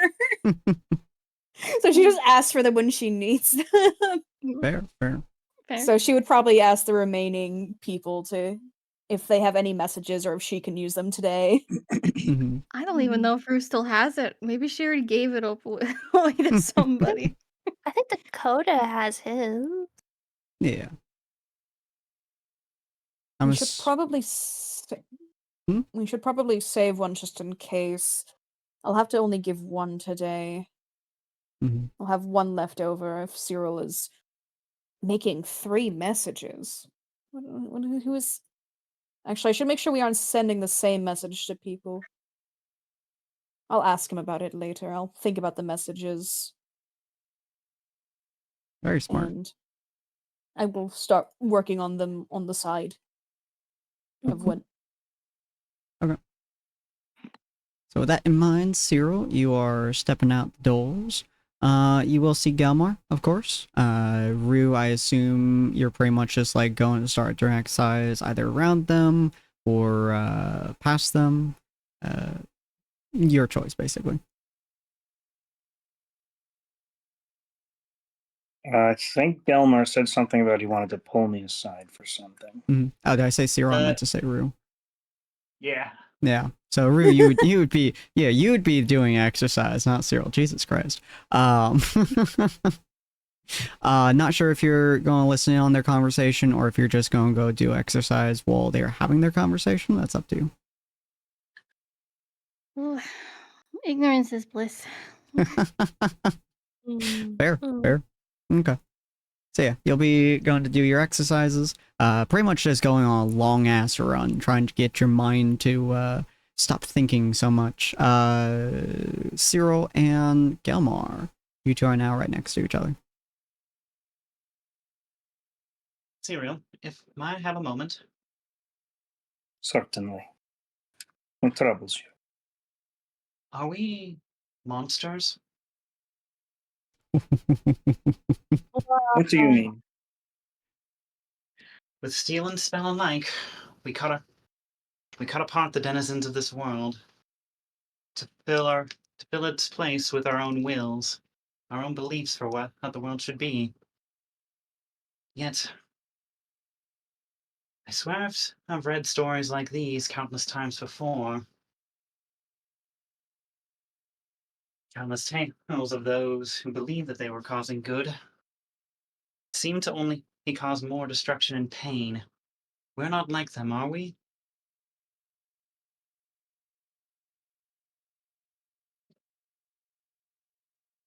Destruction and pain will always follow behind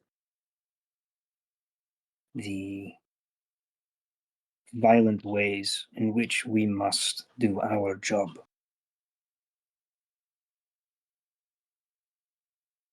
You see,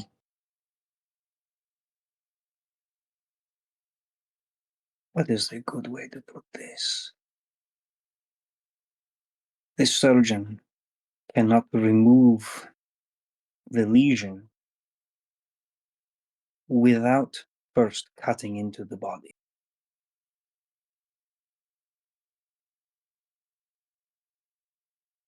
Perhaps. But at the end of the day, that action is unequivocally for the good of the individual. How do we know what we're doing is for the good of the others, of the ones who survive? We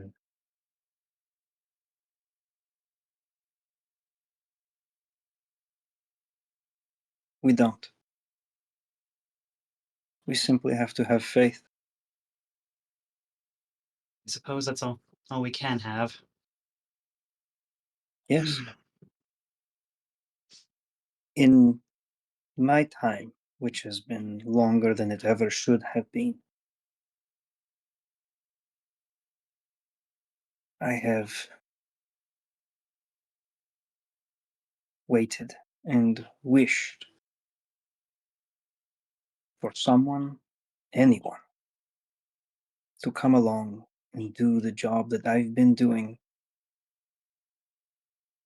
in a way better than I have been doing it. My way is Well, my way is destructive, vengeful. It accomplishes its task through fear and blood. My way is that of a lethal, predatory protector. The way of the spear. He looks directly down at your gauntleted hand. The way you and Rue and the others seek to do the task is by the way of the shield.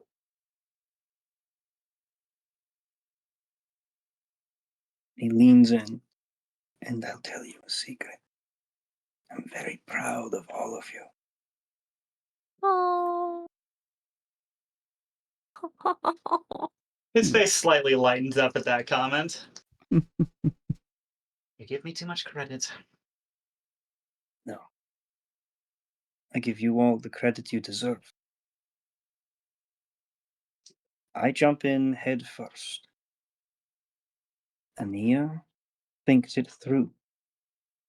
You protect those of us who could not protect themselves against the powerful blows of our opponents. Rue brings a smile to everyone, wherever she goes. And as dangerous as her magic is, she is loath to use it. I suppose some habits just die hard. Rue? Sapphire, I see someone who wants to do something great.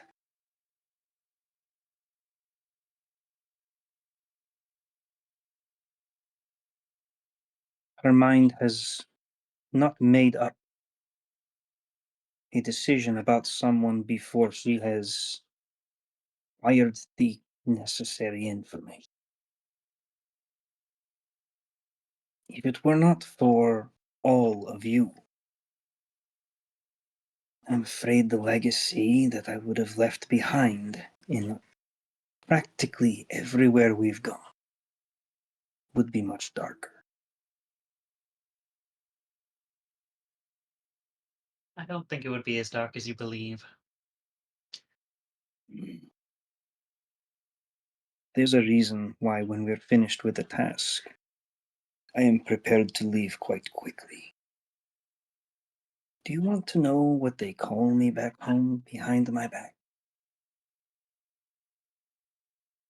Above game. Wasn't his title something like the Outland Guard? I can't remember what it was called. The most common names that you've heard would be the Silver Knight, and I believe the Protector of the Outlands, I believe. Those are the two most common ones you've heard. The Protector of the Outlands is the one I've always heard. That one is the kind one.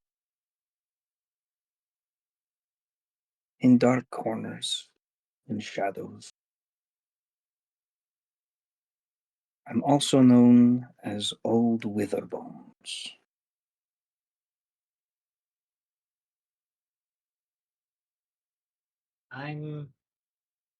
Where did you get that title?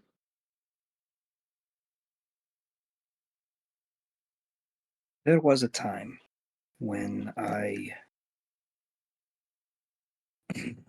stopped giving quarter to those that I found on the street. And each morning was marked with a new little pet. A withered body feeding all sorts of plant life.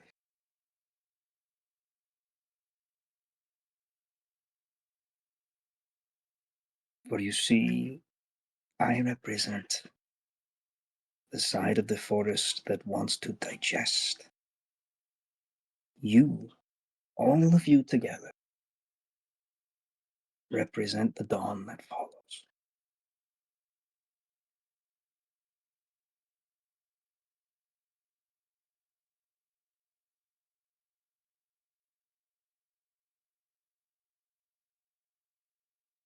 He looks like he has another thought he wants to say, but he seems uncertain.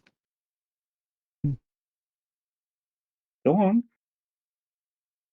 No, it's not related to this discussion. But it must be important.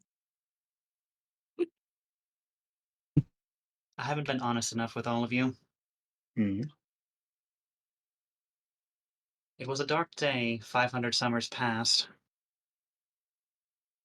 Day that they believed we had drawn our final breaths. But here we still stand. In whatever state is still debatable. One we took, hoping we might one day be closer to you.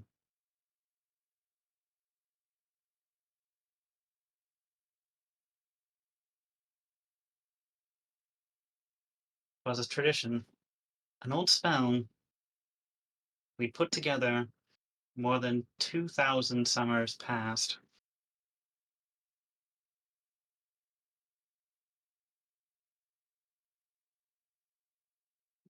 Oh, I'm said too much, he says, turning to go back into the building. Thank you for your honesty. That creature that showed up that day in the ruins.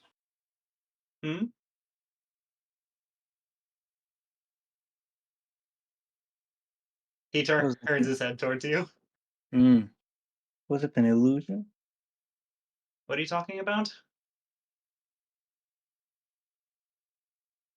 I noticed the dragon, right? 100%. You noticed the dragon, but you noticed the dragon, but you also saw him do that previously before that point. Mm-hmm. That dragon that showed up twice. That wasn't an illusion, was it?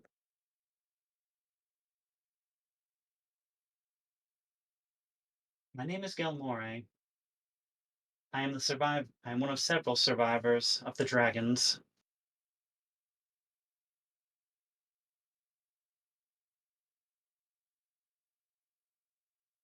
The form I hold, greatly reduced from what I remember.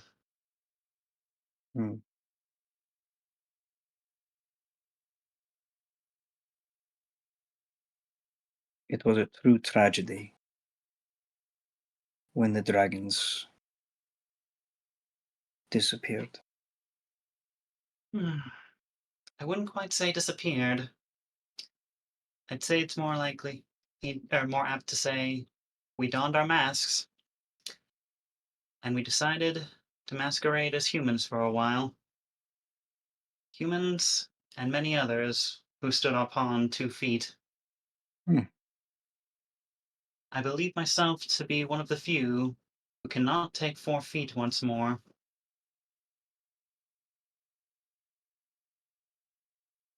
He reaches out a hand to tap the collar.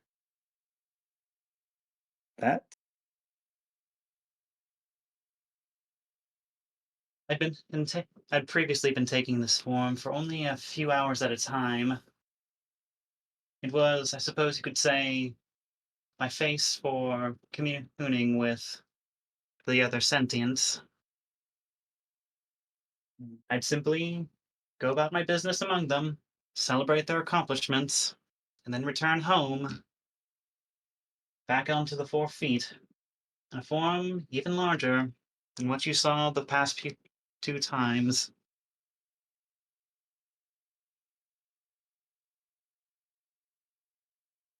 This was a mark of the last time I was able to truly stand on 4 legs.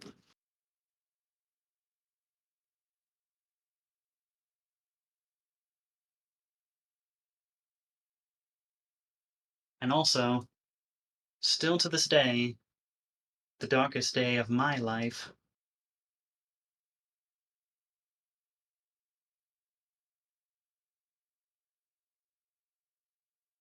Those who did that to you.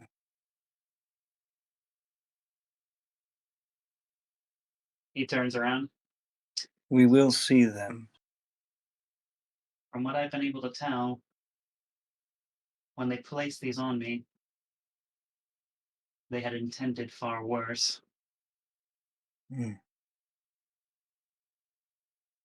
Some of the runes upon them are incomplete, flawed, unfunctional. I'm beginning to wonder how many of the obsidian wyverns are themselves people in their own right, as opposed to more mindless puppets borne on by an unseen being who knows how far away, one who lacks the bravery to face us directly. He says, slamming his gauntlet into the chess piece in very clear irritation. That is one of the few that I don't think I would regret relieving the shoulders of the head.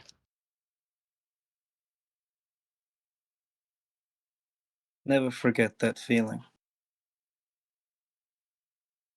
It's a feeling that likely separates me from you, or from your species, or, I suppose more accurately, the species that all of us used to be. Well, perhaps. It's the feeling that separates me from the nature of people, I believe you refer to them.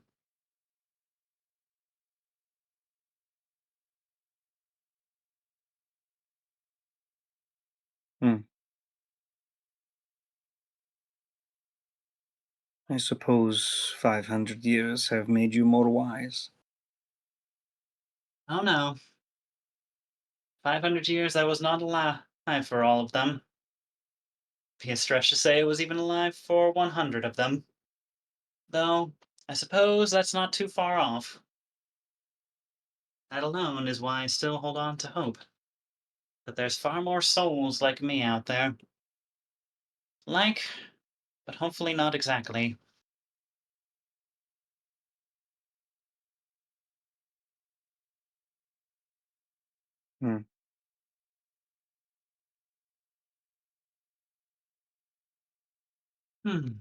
We will see you, Creed. You and your sister.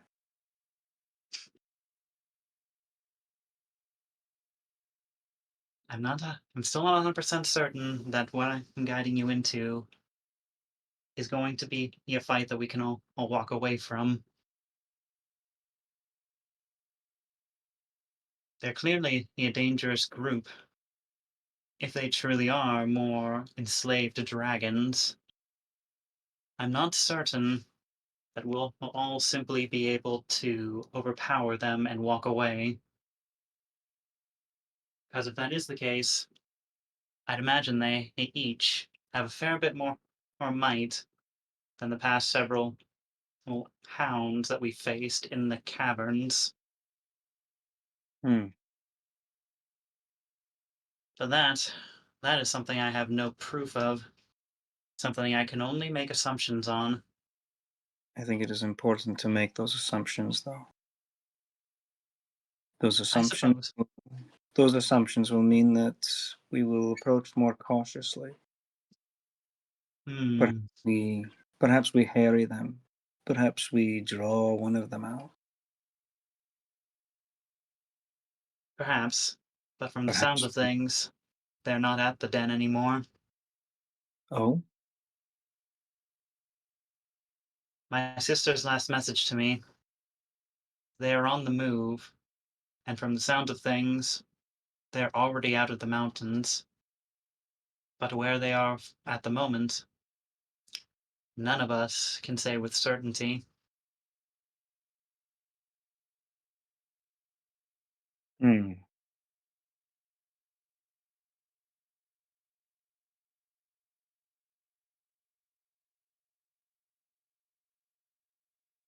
I'm not certain where to pursue from here. The best idea I have is go back to my old plan. Which is listen in for the rumors of suspicious-looking individuals guiding a very unnervingly large cage.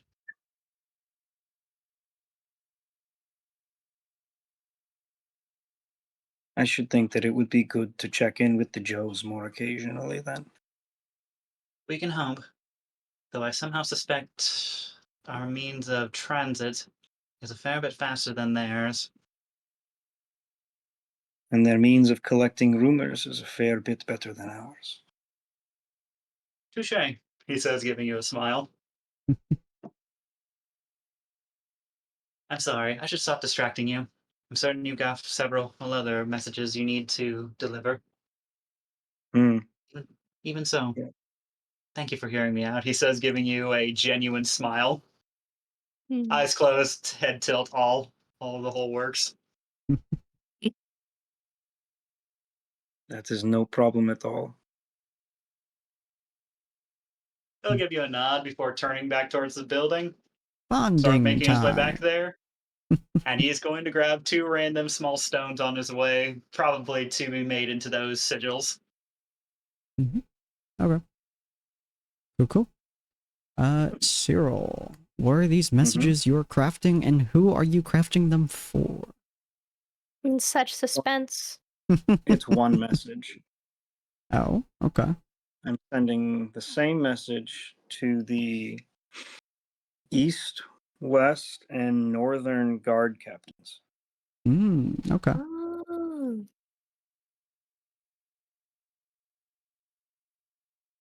Evidence discovered.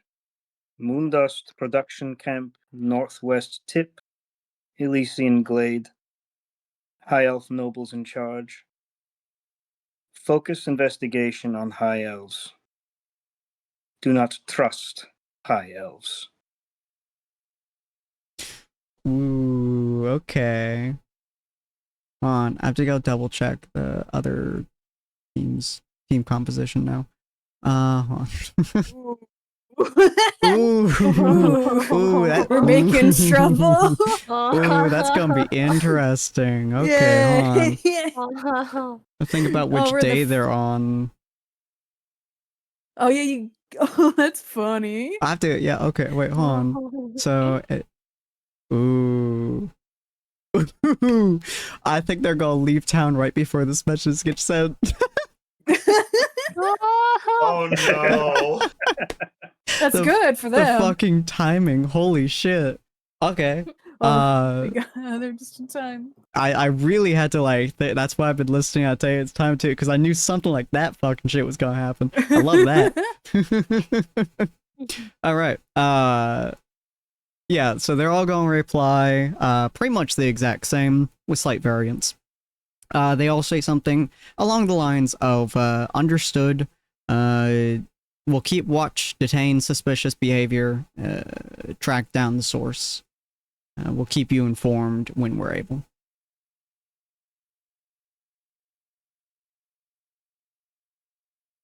I can't respond, so I'm just going to wander back into the, I'm actually going to continue out into the woods. Okay. And I have some of my own stress I need to relieve. I'm going to take the glaive and I'm just going to basically start chopping down trees with it. Fair. Everyone has Sapphire. their own stress relief. You, Dakota, and Tra have been pretty much just in the same room while Gelmore and Cyril have been talking and Rue's been exercising. Do you say anything to them? Do you two say anything to her? Any interactions happening there?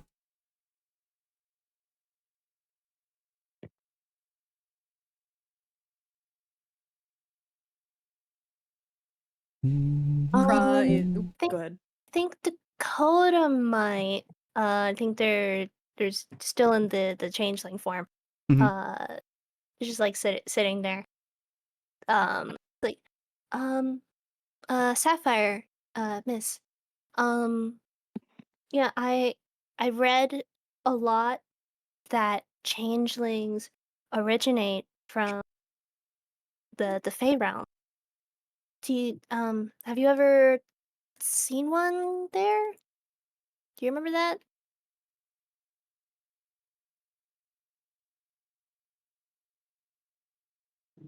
Why is it talking? Kayla, shush, I'm trying to talk. Oh. I can't say I would remember. I probably have. But I don't remember my time in the Fey realm. Right. Okay. Those rumors aren't untrue, though. But I believe changelings over time has become slightly less If I was fey. mad, I remember. What? Oh, she muted. Okay. Have become Sorry, slightly that was my sister. Oh, you're no fine. problem. Have become slightly less fey. Do be warned. You may already know this, and if you do, I sincerely apologize for any bad memories. Do beware of iron. Cold iron. Cold iron harms Fey, and though we are hurt less by it, I believe it still causes irritation. Yes, I believe I've heard that before. I've never actually tested it, but I don't really want to. As the three of you eye the pile of cold iron that just came out of the bag of holding. Yeah. No, but literally, Tra gets like this evil grin, holds up the bag of holding, is like, well, Gelmar gave me a piece of cold iron if anyone wants to try. I'm familiar. Right, sorry. Ah, and that was like a genuine traumatized. It's like a genuine apology. Yeah. I forgot one second. You were traumatized. No, he literally opened up, like saying this gives you bad memories, and then immediately got really into it. Yeah. Oh, I love it. Oh, speaking of remembering things, though, Tra, you don't know anything about the name Evelyn Ravensong, do you? Do I? Sorry. You probably would. Colty, send me a DM, remind me that name. It's been a while. Yeah, okay, I mean, I don't know personally anything about her, but... Whatever I sent you about that name, should just summarize it real quick. So I can guarantee you that Tra would know more about it. I'm trying to remember what information I have. yeah. Just type that. What was that new? No, I was just gonna say while Dakota looks for that, Tra would address Sapphire and be like, by the way, since I now have the ability to summon fey creatures and the Far is also a fey, if you would ever like me to try to summon one for you to talk to about anything, do let me know.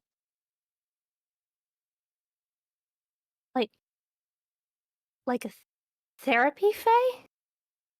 No, I mean, Sapphire needs to ask questions about the Fae. Right.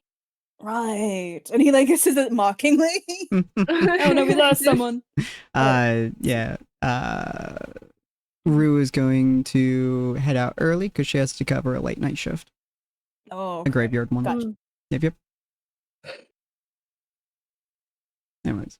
You were asking, Sapphire? I'm good. No, okay. If you change your mind, the offer's open. That was my sister. I did not reply. Sorry. I'm sorry. I'm sorry. Oh, you're fine. Was also the sister. I'll put those in my glove box. Well, I'm playing a game. Oh, well, you're the one who decided to come with me. Well, actually, I'm the one that stupidly decided to take you. So. You stupid D&D night.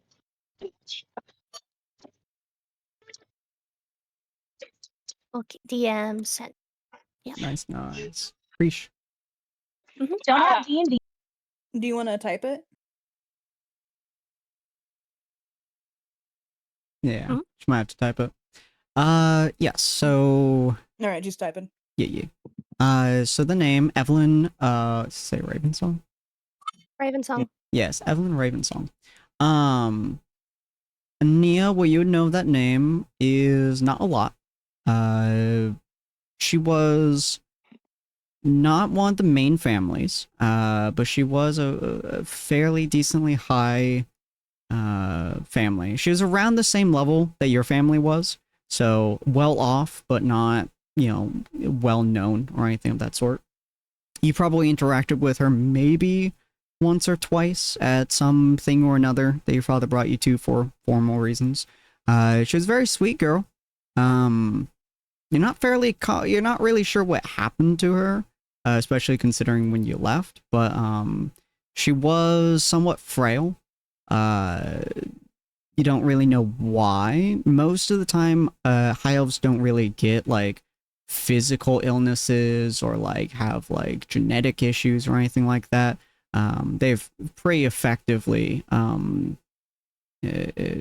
genetically designed themselves effectively through births and stuff like that in order to negate that, as well as, their weird soul binding history, whatever. So it's very rare for a elf, especially a high elf, to have like physical issues, especially with magic. But she was remarkably frail for a high elf, and she always seemed to walk with like a slight limp or so. But she was a very, very nice lady in the time that you had met her. Very, very chipper, very happy for some reason. Travel will consider the question, like, one hand on his chin looking up. Like, that name does ring a bell. I believe I met her once or twice when I was a child at formal events. Okay. Are you going to tell me why you asked? Well, I was just hoping to see if I could learn more about her. I took her form when I escaped. I don't think you would have met me in that form. I just used it to sneak out sometimes, and then I got out with it. When sometimes I slip into that form unintentionally, like in the tree. And Wait. I did a lot of bounties with her form. Wait. Sin, you said Evelyn, because Dakota transformed to like a child high elf, I thought. Was Evelyn a child? Yes, she was a child. Oh, okay. You said a very nice lady, so I got Oh, sorry. Very nice child. Very nice. She's a lady. Mm-hmm. And Tra will like perk up. It's like, well, you said you escaped a few times as a child, as Evelyn? I think so. Yeah. Yes. A few times. Did you? Well, me, Tra, I didn't look like this, of course, I was a child, but this is the same form I had. And the same name. Let me think. I don't think, did we ever cross paths? I think it would be really funny if we crossed paths. It would have been really funny. You primarily stuck to the library. Going to big social events, you would be deeply concerned somebody would find you. Yeah. So I would say probably not. Unless Ania regularly went to the library, Which you already know she which did. she did. You almost certainly would have seen Tra, or at least heard the name Tra, in the library. Probably would have met them, at least by glance. Tra, it would have been a very, very strange experience for you, as they don't act anything alike. So Tra, when he was in the library, he acted a bit more like Ania. Mm-hmm. And like he was very young high elf. And it would have been so funny if they geeked out over books together. Because Tra was super into books of knowledge and books of fantasy as well. Mm-hmm. And Tra spent most of his time, and he was the son of a high elf who worked in like higher society as a sorcerer, wizard person. Yeah. So I think maybe we can say, since Dakota as Evelyn would be very skittish, maybe Dakota recognizes seeing Tra there, but maybe they didn't interact. Mm-hmm. Yeah. But it would have been it would have been the same angular facial structure, and the hair would be about the same length too, but all, full black. And just a very happier kid at the time. Mm-hmm. Yeah. Yeah, that makes yeah. Very nice. So yeah, Dakota, you would definitely have recognized Tra from that point in time. Now those memories are being drudged up again. You probably would have assumed that, especially since Tra was high elf, and most of the library is open to anyone, but most people who are in high society in the High Elven Kingdom hold themselves a very specific way. Either for conformity or just because it's the way that they act or anything like that, but they have an air to them that you would be extremely familiar with.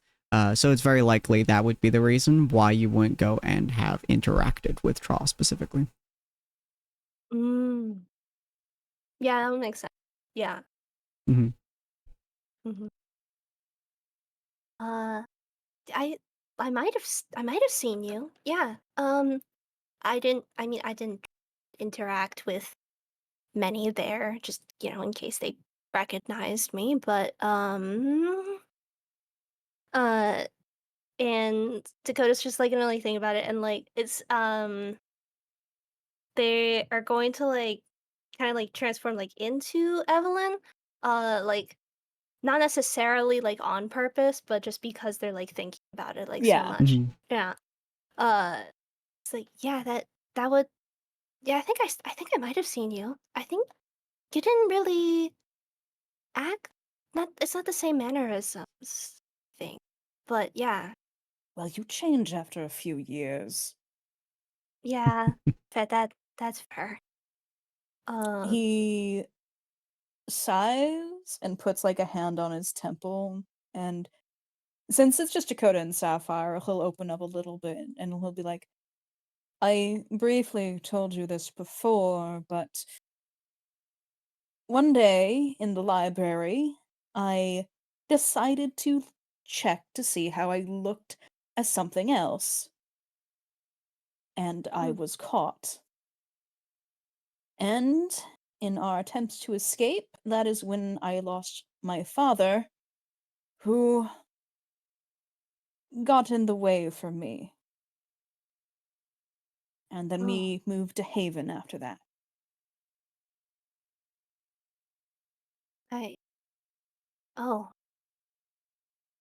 This is the first time I have been Tra myself since that day.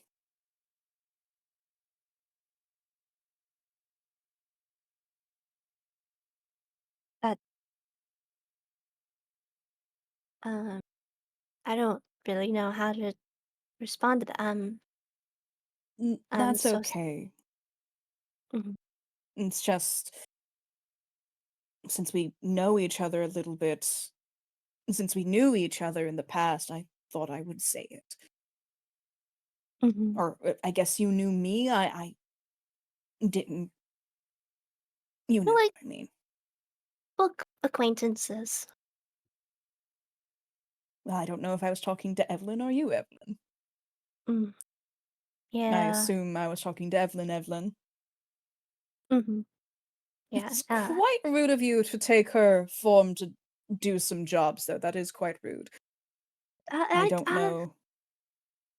She kind of like looks down at herself and is like, turns back to like, well, I didn't really I think in that time period, I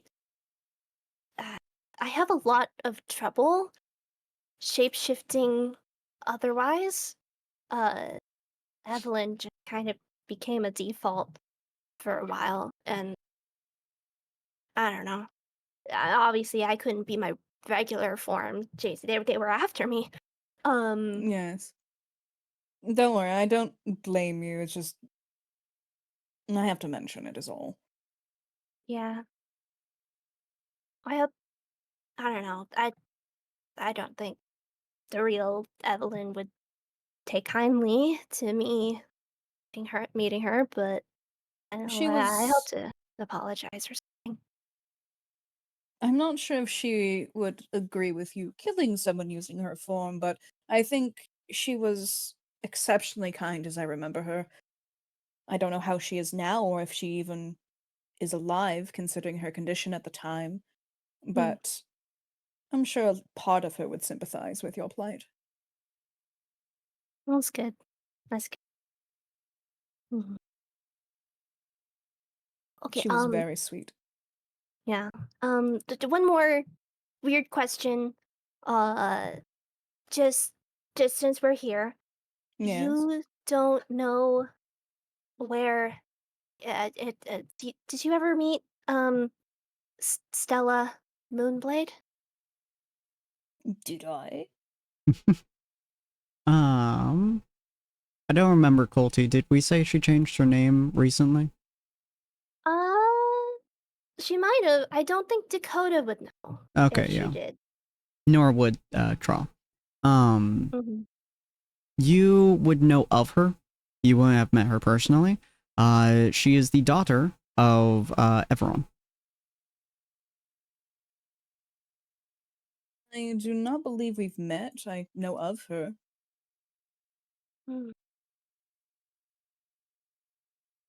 Okay. Are you going to explain why? Yeah.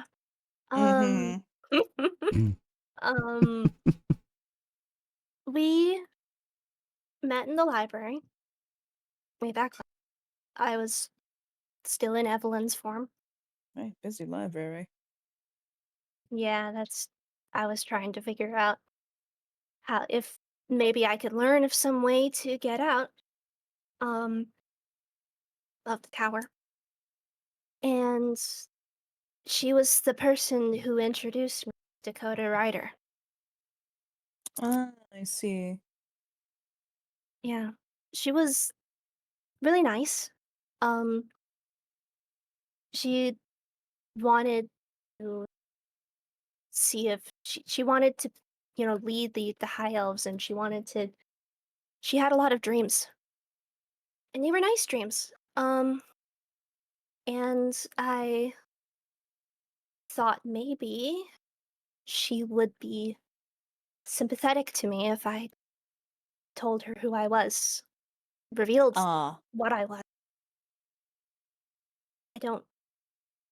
I didn't see her after she called for the guards. I see. I don't know if that was before or after my situation. If neither of us heard of each other's situations, they are quite good at keeping those incidents under wraps. Yeah. Because either yours... Do I ever have memories of there being changeling incidents? I assume not. No, you do not. Yeah. Well, what did they do about all the dead high elves? Oh no, I think Tra's happened first. I'm pretty sure Tra was gone before that happened. that stirred up quite a commotion within the kingdom. But Tra will say, like, if mine happened first, then you didn't hear about it. And if yours happened first, I didn't hear about it. So in either case, they're quite good at keeping such things under wraps, considering I was in the library at the time, so I'm sure it was probably shut down for a few days, at the very least. Mm-hmm.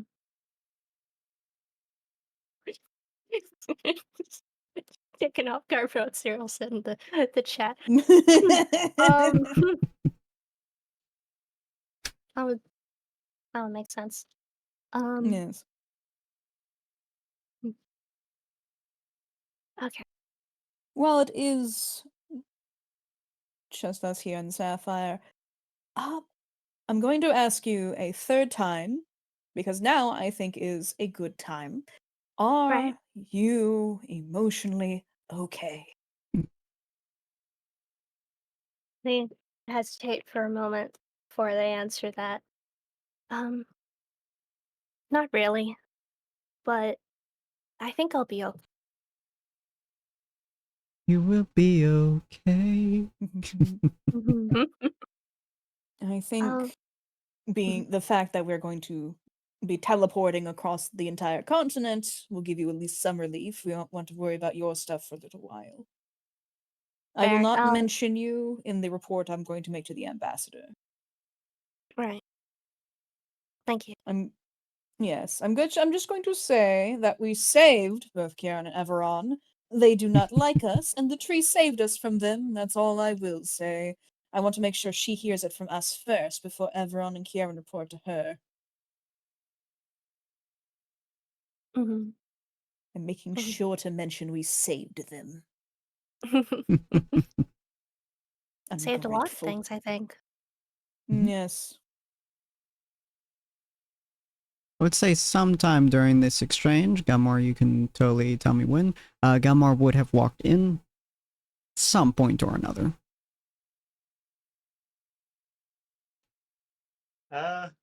May as well just have him walk in. In with his 2 stones. Welcome back. Hello, sir. Sorry. Am I disturbing anything? No, we were about done. If you say so. So were you serious about going out there to, at the very least, pay respects to those that we have passed? Wait, actually, above game, did Sapphire say that in game? Yeah, I'm pretty sure she did. For chat. Sapphire said, "Hello, Dragon Boy," as soon as he walked in. Hello, what? He almost responded. Just a moment being like, huh?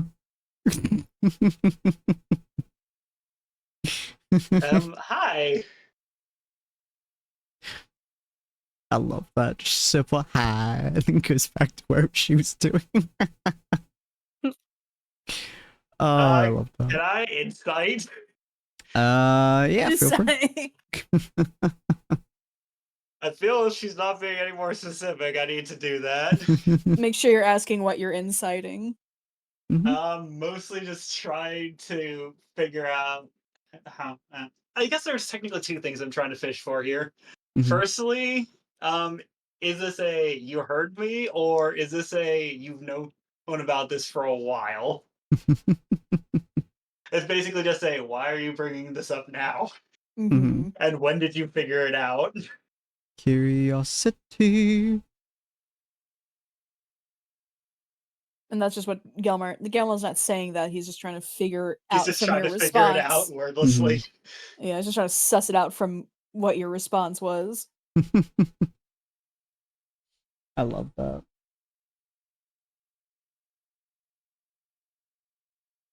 The whole crew just like turns to the side, just like, huh?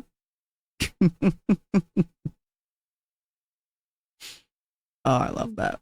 Okay. Tra is rolling his eyes, by the way. Yeah, come to think of it, I think there's technically only 2 players that he never actually told about that. Well, never mind. And he didn't tell Ania, she figured it out. Yeah, Ania figured it out an ass straight up. Are you a dragon? I don't even think he actually even asked how you figured it out. That was the thing. I've been intending to do that, but that's for later, I suppose. Mm. I'm having trouble finding a way to type this out, so I'm just gonna have to deal with my sister commenting. No worries. Can you explain what exactly you're like? Are you talking to me, or is this like a questioning look or whatever? It's more along the lines of a questioning look. He's not saying anything. The way insight works is that he's basically rolling to tell, based on your expression and how you said it, if he can gather more information. Of course. Okay. Mm-hmm. So he's not like asking Sapphire, he's just trying to... Insight basically lets you read body language and stuff. Yeah.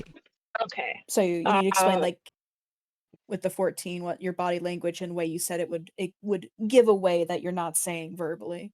I mean, she could also roll a deception if she wants to hold part of this information back in character. You could. There's no information I'd want to hold back. I think Sapphire would be mainly confused about why you're confused. Tra's going to catch that look, and he's going to tell Gelmar, well, you are Dragonborn, aren't you? Makes sense to call you Dragon Boy to me. I suppose I've just never heard that. I've just never heard it said that way. He says, rubbing his forehead. Yeah, and then Sapphire will be like, yeah, don't you transfer into a dragon too? It's true. A spell. You have done it like twice with her. That's a spell, he says, simply says flatly. It wouldn't be unusual to... Yes, it wouldn't be unusual to call me, like, Star Boy, because I have my starry form.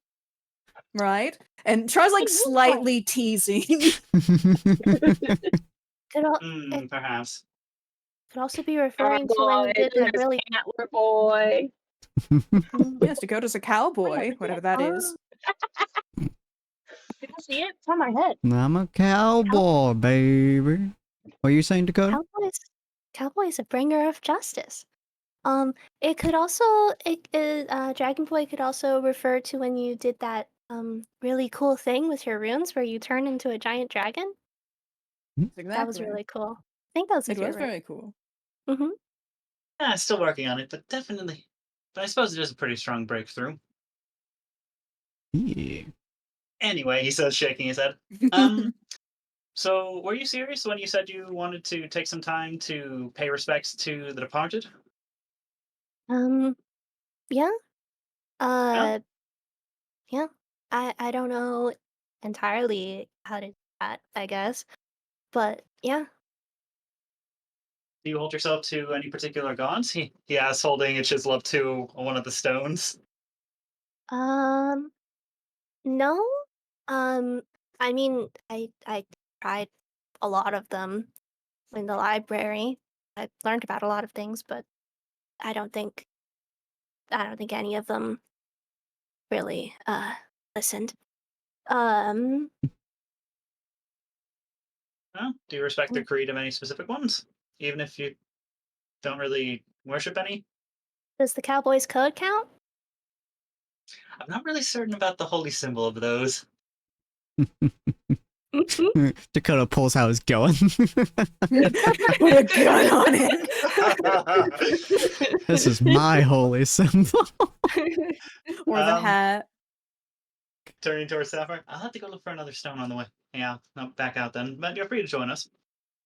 I have a message to send to the ambassador. I may join you. I don't need a stone, though. Suit yourself.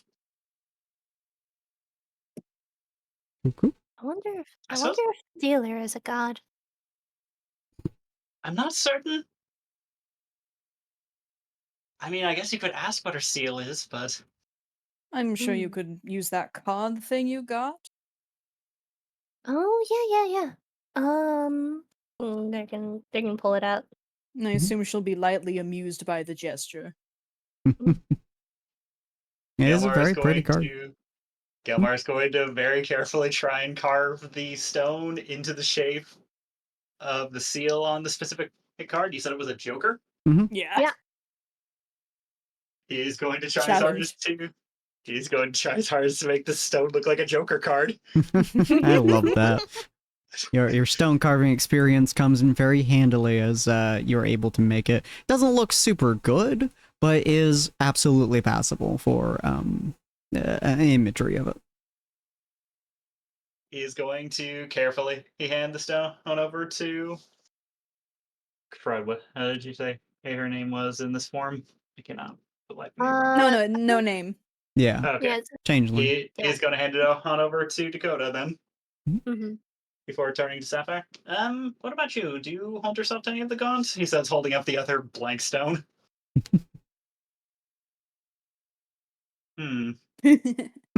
Answer was no. Nah. Well, do you have anything you believe in? Could use a nature symbol, nature god. I think there's a few. I'm more than happy. I'm more Pulls than out happy. I'm more than Sorry, happy to just carve in the seal of the Grandmaster of Flowers. Ooh. Do I know the Grandmaster of Flowers? That's a killer name. That's a fucking amazing name. I guess you could roll a religion check. I want to roll a religion check for the go for it. Grandmaster of Flowers. It's a fucking rad name. That's a rad name. 1 sec, I need to actually track it down. Absolutely, feel free to roll a nature check for that. Or no, that's actually a religion check. Oh, sorry, religion. Yeah. Sorry, I keep mixing up 13. nature and religion. Hey, Sin, what do you think?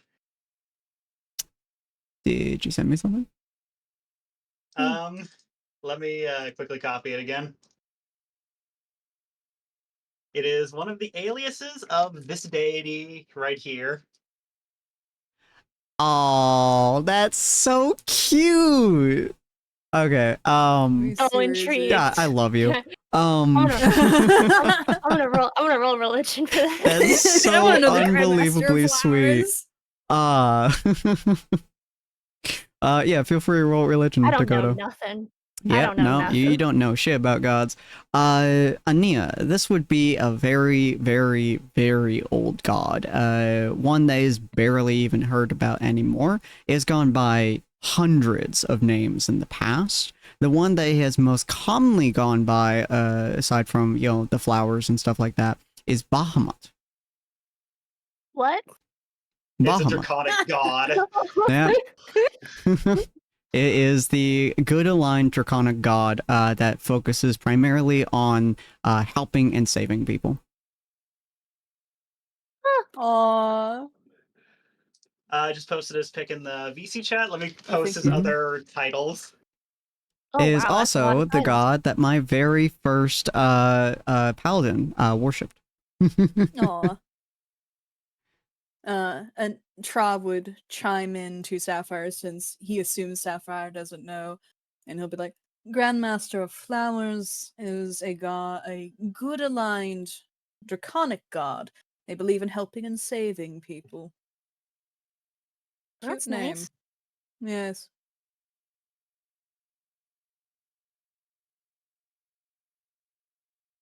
Wouldn't really call him a nature god, but it is a cute name. Justice Maker. Have I seen, because Justice Maker. Ania does look out for common, small shrines along the road. Do they have a lot of shrines? They do not, no. The only places that Bahamut is ever seen or worshipped at this point is some places in Harmonious Haven, namely the outskirts. And you've seen them a few times in random areas in the northern Elysian Glade, and you've heard that in the Ironspire Peaks there are a couple factions of dwarves that still believe in the Bahamut and his teachings specifically, but none of them really have too much cadence at this point. He's not worshipped very often other than in small groups and places, so I'm sure he would appreciate the attention. It's where I've always prayed, or it's the one I've always prayed to anytime I've had to For the deed, he says through embarrassed teeth.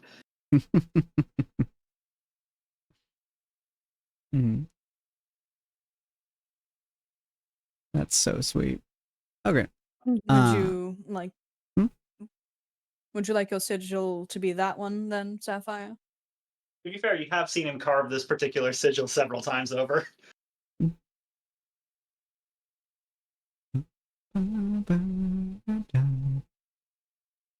You can also choose to just like use your knife, for example, and have that as your symbol. Or an arrow. Sapphire has Gilmore draw an eye. Oh my sure an eye. I love that. Yeah, a lot of people tend to air quote pray using an item rather than a sigil. Just depends on whether or not they believe in the nature, in nature itself, in a god, or in their own abilities, or in whatever the item represents. Some people use swords to represent offense. Some people use shields in order to represent protection. Bows are often representing accuracy, precision. Knives are usually more used for like rogues and stuff like that, or sneaky people, hoping their hands are nimble and their strike is true. Stuff like that. So it's definitely more of a what's the word? Spiritual. Yeah, more of a spiritual and personal kind of a thing. However that means to your character. Oberon. Yeah, it's it was a response to Ciro's question. Ah. Okay. That is fair enough. Do you have anything in mind? She said that she doesn't believe in higher powers, so maybe something closer to her. Well then, how about this actually? How about half a moon, half a sun? Ooh.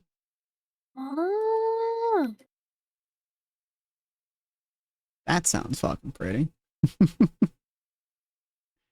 You're welcome. Maybe you could throw in some of your flowers in there too. Yeah.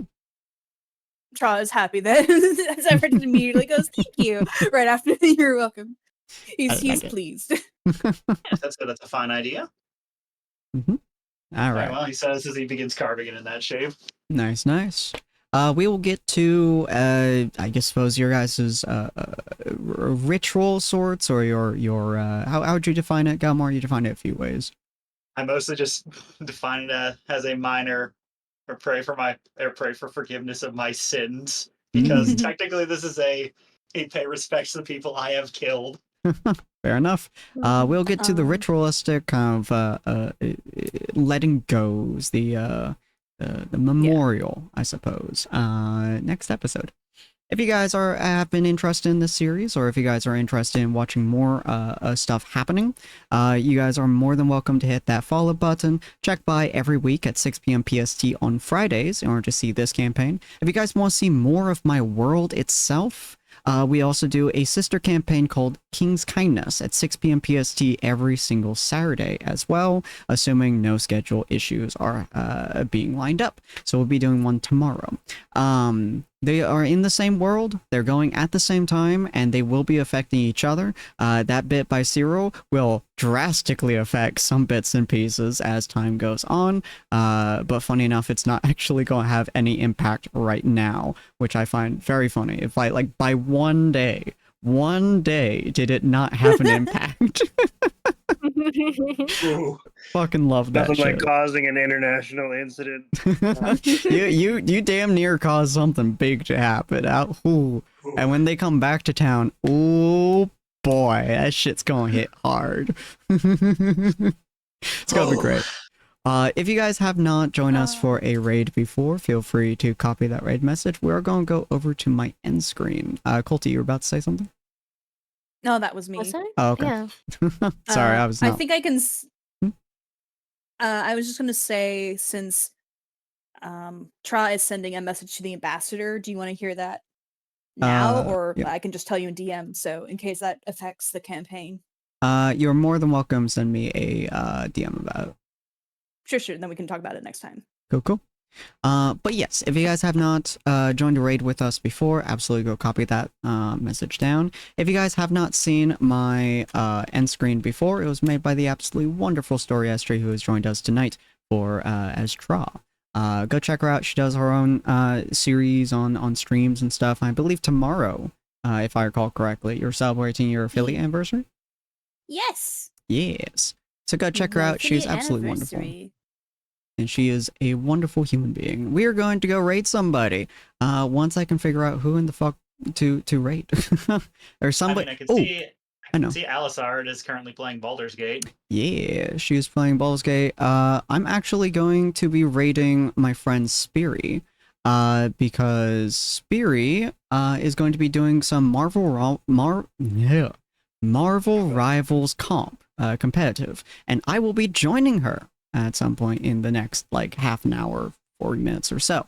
But we're going to be doing hardcore comp. We're going to be trying to get up to gold, silver and gold status. So if you guys are interested in that content of Marvel Rivals, which I have not streamed on the channel, weirdly enough, but I will eventually, absolutely feel free to come over, say hi to Speary, as I now have to figure out what the fuck to add in as song requests for her.